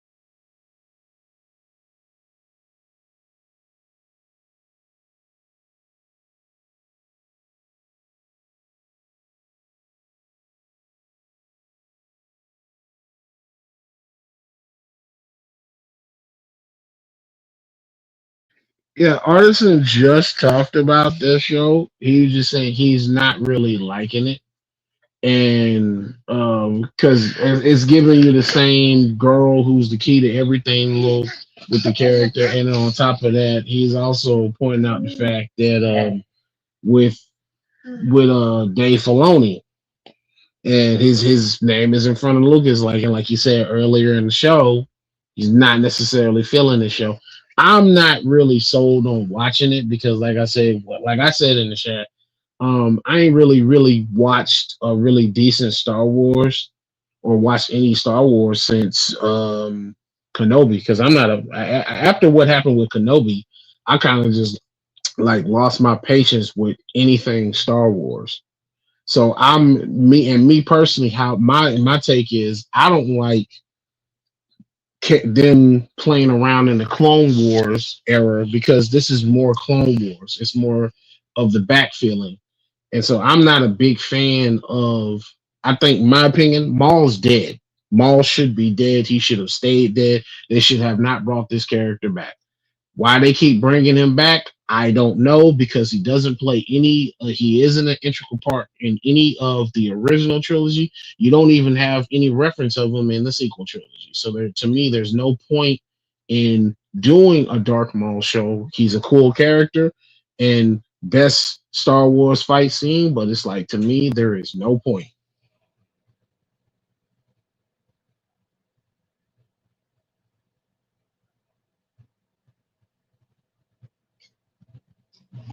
Oh yeah, the Protector with Mila Jo. Did her husband Paul W.S. Anderson direct it? Because it seemed like everything she's been in, her husband's always directing it. And so, I mean, uh, female, it's like a female taken. Yeah, I can see that because it's gonna be almost like the Mama Bear. Mama Bear got to protect the cubs and her young. So yeah, I'll probably watch it eventually, like I do, because I like Mila Djokovic.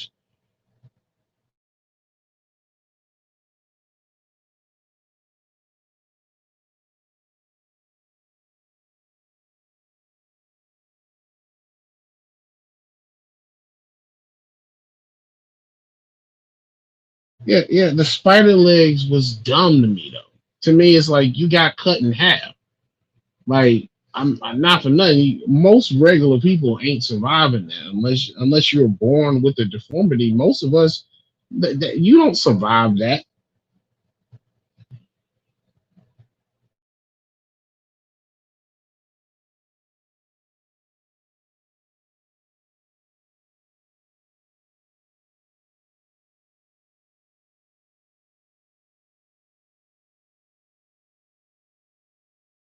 I mean, because by that logic, if Maul could survive being sawed in half by a lightsaber, Qui Gon, there's no way Qui Gon Jinn should be dead. And all he did was just stab Qui Gon through the same area, same part, the lower abdomen.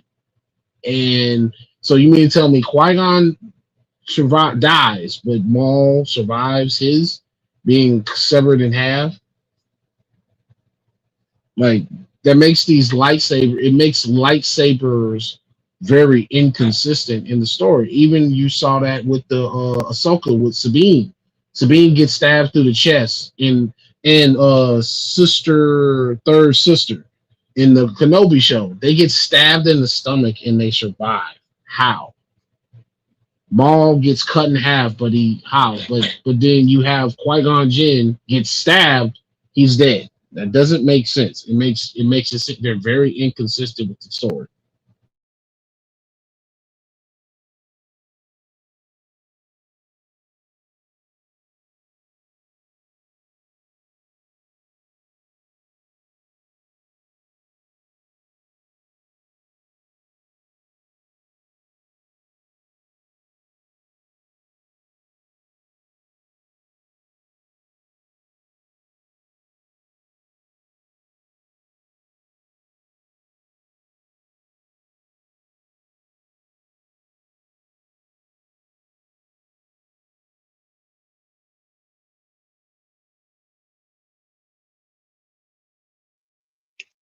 And the beat goes on. You still there, Beast? Yeah, he made it back. We talking. Yeah, Ray Hummer showed up. Okay. Thank you. Thank you. Unofficial co-host. Thank you for keeping the show rolling. Yeah, we talked. Appreciate We that. was talking. Ray brung up He was talking about the mall show and asking about you seeing it, and I said artists mentioned in the show he's not really feeling the show like that, especially with Dave Filoni's name in front of Lucas's. George Lucas's, yeah. No. Yeah, the first hour, Rainfire, I talked about watching first 2 hours after the 2 hour mark. I talked about watching the mall show. And I did that for Andre because Andre seemed like he was hot to talk about that shit. So I went ahead and watched it, and I am not feeling that shit at all. It's putting me to sleep and making me. It's not putting me to sleep in the sense that I'm getting tired and I want to sleep. It's putting me to sleep in the sense that I don't want to watch another episode when the first one is done. And it's only 20 minutes, 23 minutes long. That 23 minutes is so unsatisfying to me that I don't want to watch another episode when I finish it. I just don't. It's like, never. I can go to bed, man. I can go to sleep. I can go to sleep for this. I can lay in the bed and play with my ball hairs and shit like that. See if I can French braid these bitches instead of watching this show. And then the sign off is seeing the credits and seeing Dave Filoni, created by Dave Filoni, is pissing me off every time I see it and think about it. It pisses me off every time. It is so disrespectful. I could see if it was Rebels, I wouldn't have shit to say about that, right? I wouldn't say anything about that if it was Rebels. Star Wars, Darth Maul, none of that is your creation, my dude. None of it. I don't know who you think you fooling, but a damn show ain't me. You need to stop, or you need to get smacked all upside your head. So yeah, I'm watching it, not happily, not without some degree of duress, and I'm doing that shit sober. I'm not even drinking to watch it. I'm just like, okay, we watching this shit. You need some Holiday Jack for this show, basically. Shit, No, I'm not gonna waste my alcohol watching this shit.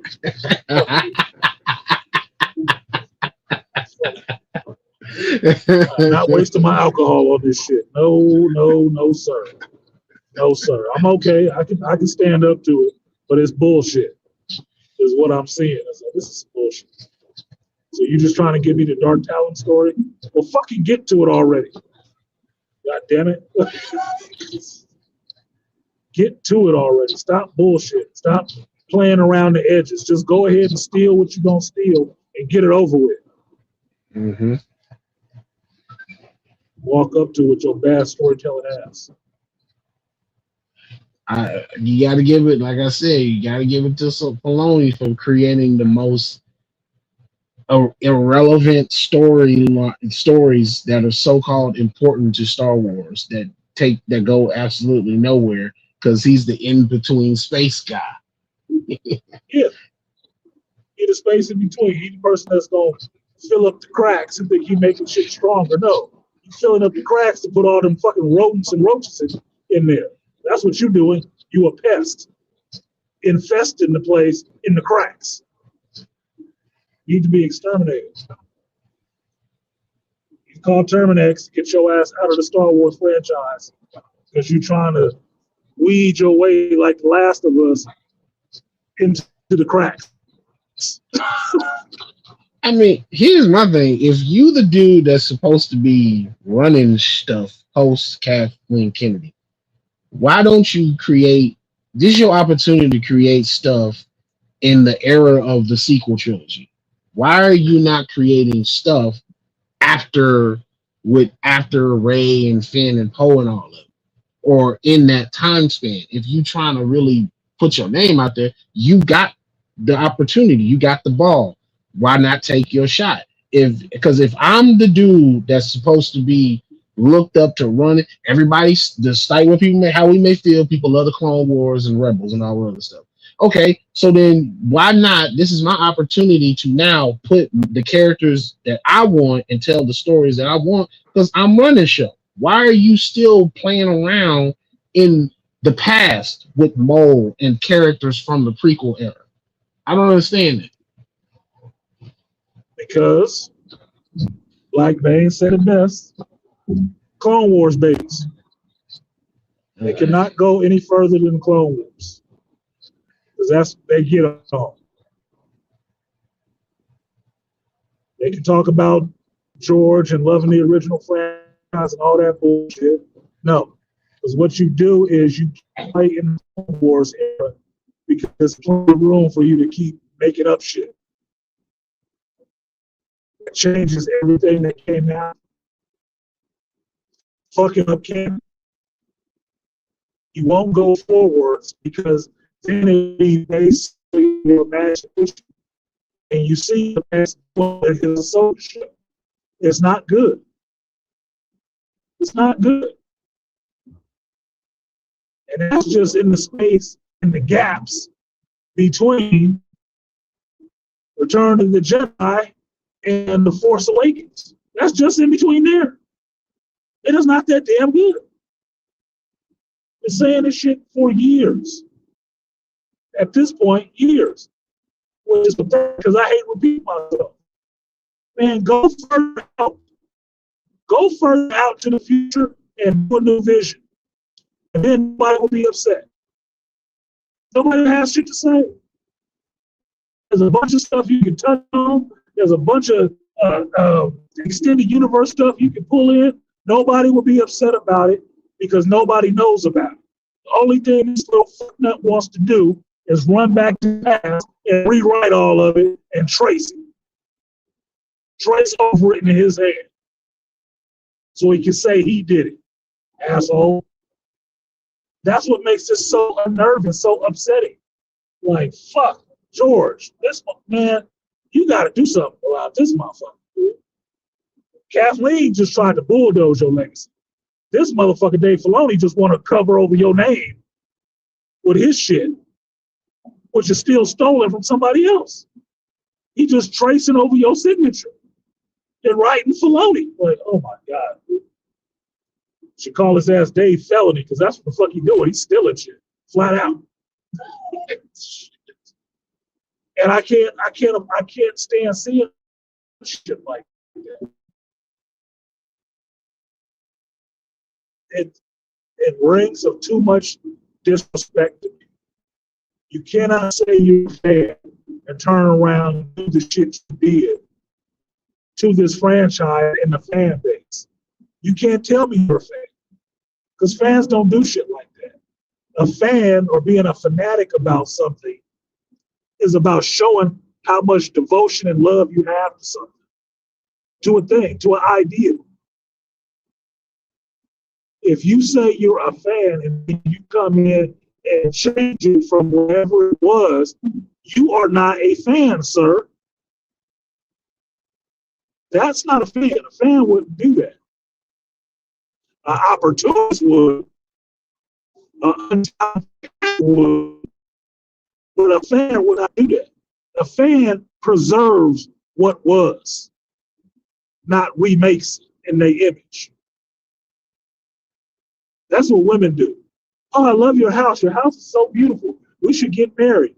Okay, we married. That's what carried me across the threshold. Okay, can we bulldoze this wall and take this down and put up these curtains? And oh, we gotta get these naked women pictures out of here because that's offensive to me.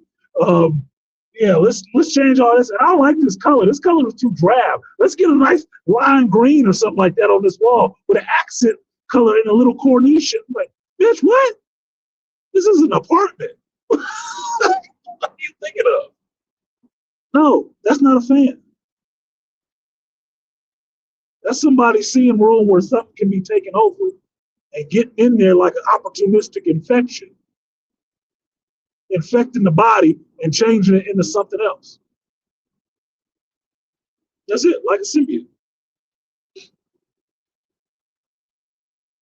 You're constantly sucking the marrow out of the actual creation to keep trying to promote yourself as the savior of it, but you're making nothing new, just rewriting all the stuff that's already been done.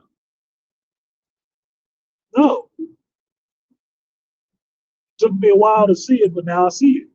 My eyes are open, I can no longer sleep. No, I'm not buying it. I'm not feeling it. So he could turn it around, making something decent, but I don't think he got something decent in him to make because he couldn't do it with his own fucking character.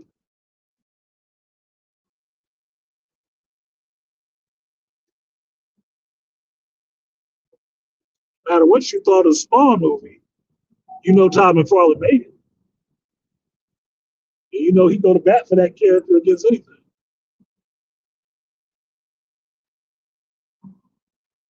And Filoni did a show, and it was trash for 8 episodes.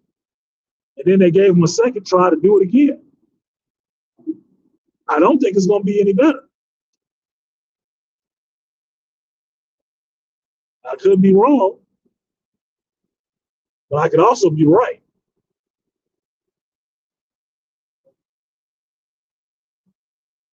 So I'm not feeling the mall show. It has not grabbed me yet. Can it? Maybe. I don't know. If he's the one who wrote it, I don't think so. And I'm tired of seeing the same old shit. Honestly, that's why the animation is not entertaining me anymore. I've seen it too many times already. Clone Wars, Rebels, Bad Batch, Tales of the Jedi, Tales of the Sith. I'm good now. What else you got? I'm good. I've seen it too many times.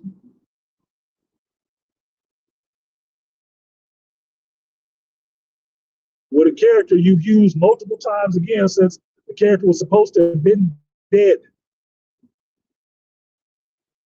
You keep running back to the well to drag Maul's body out again to get your ass over.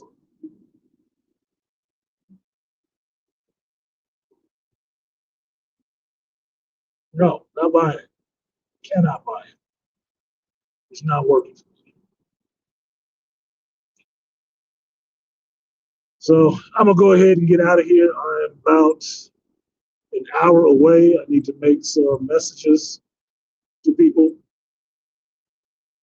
to see where the rest of these teammates are. See if we all gonna have dinner. We gonna all go out and have some drinks. Man,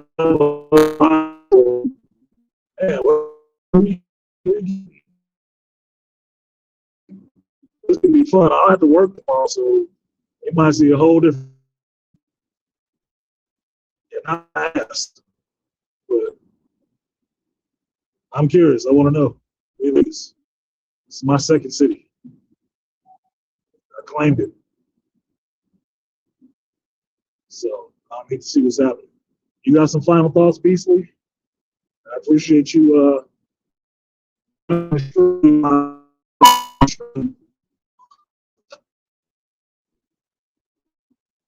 I appreciate you keeping the conversation rolling along. The chat is dead. No final thoughts. It happens. Just try to get back to this damn watching this kid and trying to fucking max out this damn PvE mode and rivals with the new blood hunt shit. So yeah, change that boy diapers. Change that boy diapers. Get the diapers changed. Make sure he get something to eat while he watching you play video games. That's babysitting 101 nowadays. yeah, pretty much. Gotta entertain yourself too. But appreciate All right, you, then. I will talk to you later. No problem. That was the Beastly Nerd coming through, being a classy gentleman as he is and keeping the stream going. Glad I thought about it that the stream was actually still live, because when it kicks you off, it doesn't stop the stream. The stream is still going. So I was thinking about it, like, I think I'm in a good area now, but fuck, this thing has been going with a blank the whole time. Oh well, it is what it is. But thank you guys for coming through today and bearing with me on my ride on your hero's journey to Las Vegas. I'm about an hour away. So when I get there, find out where everybody is at. I did get the alert that one of my competitors is actually playing at 5. So I'm going to try to go get there and support her, because we may be on different teams when we back in our county, but we here in Vegas, we all on the same team. It's us versus everybody. So I'm going to show up and support them and give them some good positive energy to whoop the people they playing against. Because like I told you before, if we on team, it's fuck the other person on the other side of the table. So I don't care who they are, fuck all of them. So I'm going to give that positive energy, that fuck you spirit, and hope we can take some people down. A couple of them are playing right now, and another one is playing at 5. So I'm gonna catch Dana Dane at 5 playing, give her some support, and hopefully Lonnie win his game. And then I will meet up with the rest of our delegation and see what's what. Rainfire said I'm getting ready to end my work week. Then I'm going to the gun range, take safety and training class with my new pistol. Why did I have to find out I can rent assault rifles too? Shit. That's why I go to Vegas. Guns on the Strip Gun Club. The Strip Gun Club in Vegas. Look it up. You can rent weapons to shoot. $200, I can shoot a Barrett 50 and 2 other weapons. I get a mag each. Indoor gun range. Love that place. I try to visit it every time I come here. I'm not staying too far away from it. So I could turn up, buy me a new shirt. But that's one of the reasons I come to Vegas. I don't gamble. I don't gamble. But I like everything else that Vegas has to offer. And one of the things is actually looser gun laws where I could actually shoot some shit and have some fun.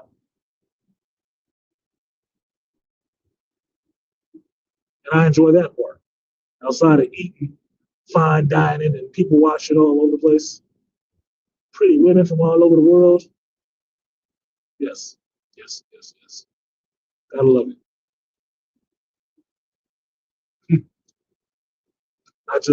I'm coming up on a point I remember now.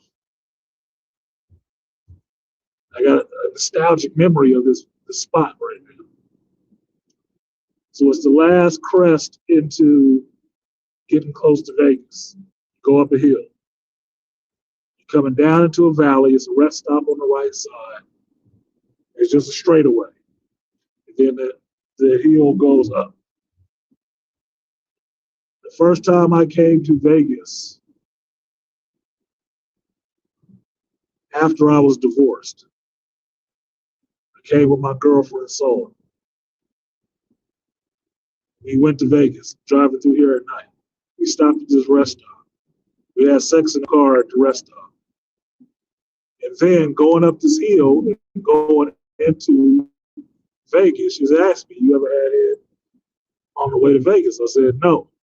She had never done that shit before.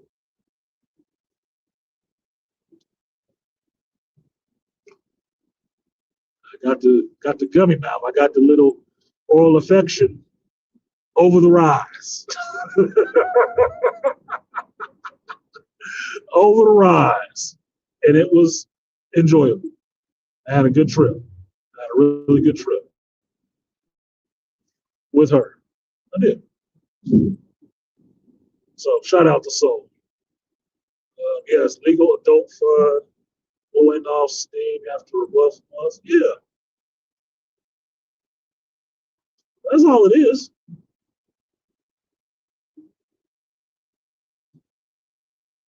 Man, this shit went to crap. Valley Wells?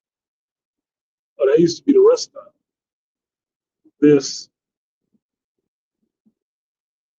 You ever drive into Vegas? This spot up here with this little shopping center is where I bought my tank top, my champion tank top. Boy, that shit down. So we stopped here. The first time I went to Vegas, we stopped here. I bought some little shit.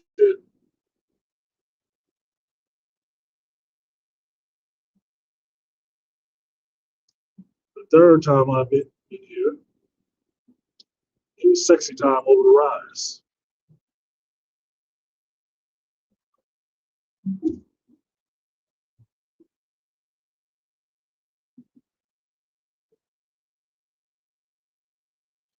Good memories, good memories. All right, y'all, I'm gonna get out of here. Thank you for hanging with me this long. I will post some pictures on my Instagram of where I am, what I'm doing. Wish me luck because I'm planning on winning. And when I get here, tomorrow is gonna be warm up. It's gonna be warm up. I don't play till 9 p.m. 9 p.m. I don't play till then, so I can drink and hang out tonight, rest up tomorrow, wake up in the afternoon, and it's going to be all practice time getting the game face on. Get my war face right. Get my game tight. Because I want to win. At the very least, I want to finish in some money. I already know my bracket. I have a total of 8 matches to get through. And all of those are in the winner's bracket.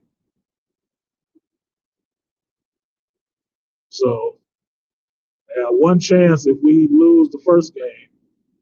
We have one chance to get back into the winner's bracket by winning that loser's game. If we don't do that, I might leave Vegas early as fuck. because I'll be pissed off. I'll still be on vacation, but I might get the fuck out of Vegas. I'll be upset. And at that point, there will not be a live stream on the way out because I won't want to talk to nobody. And come all this goddamn way to be losing. Fuck that. Not to some out of towners, not even from this coast. Hell no.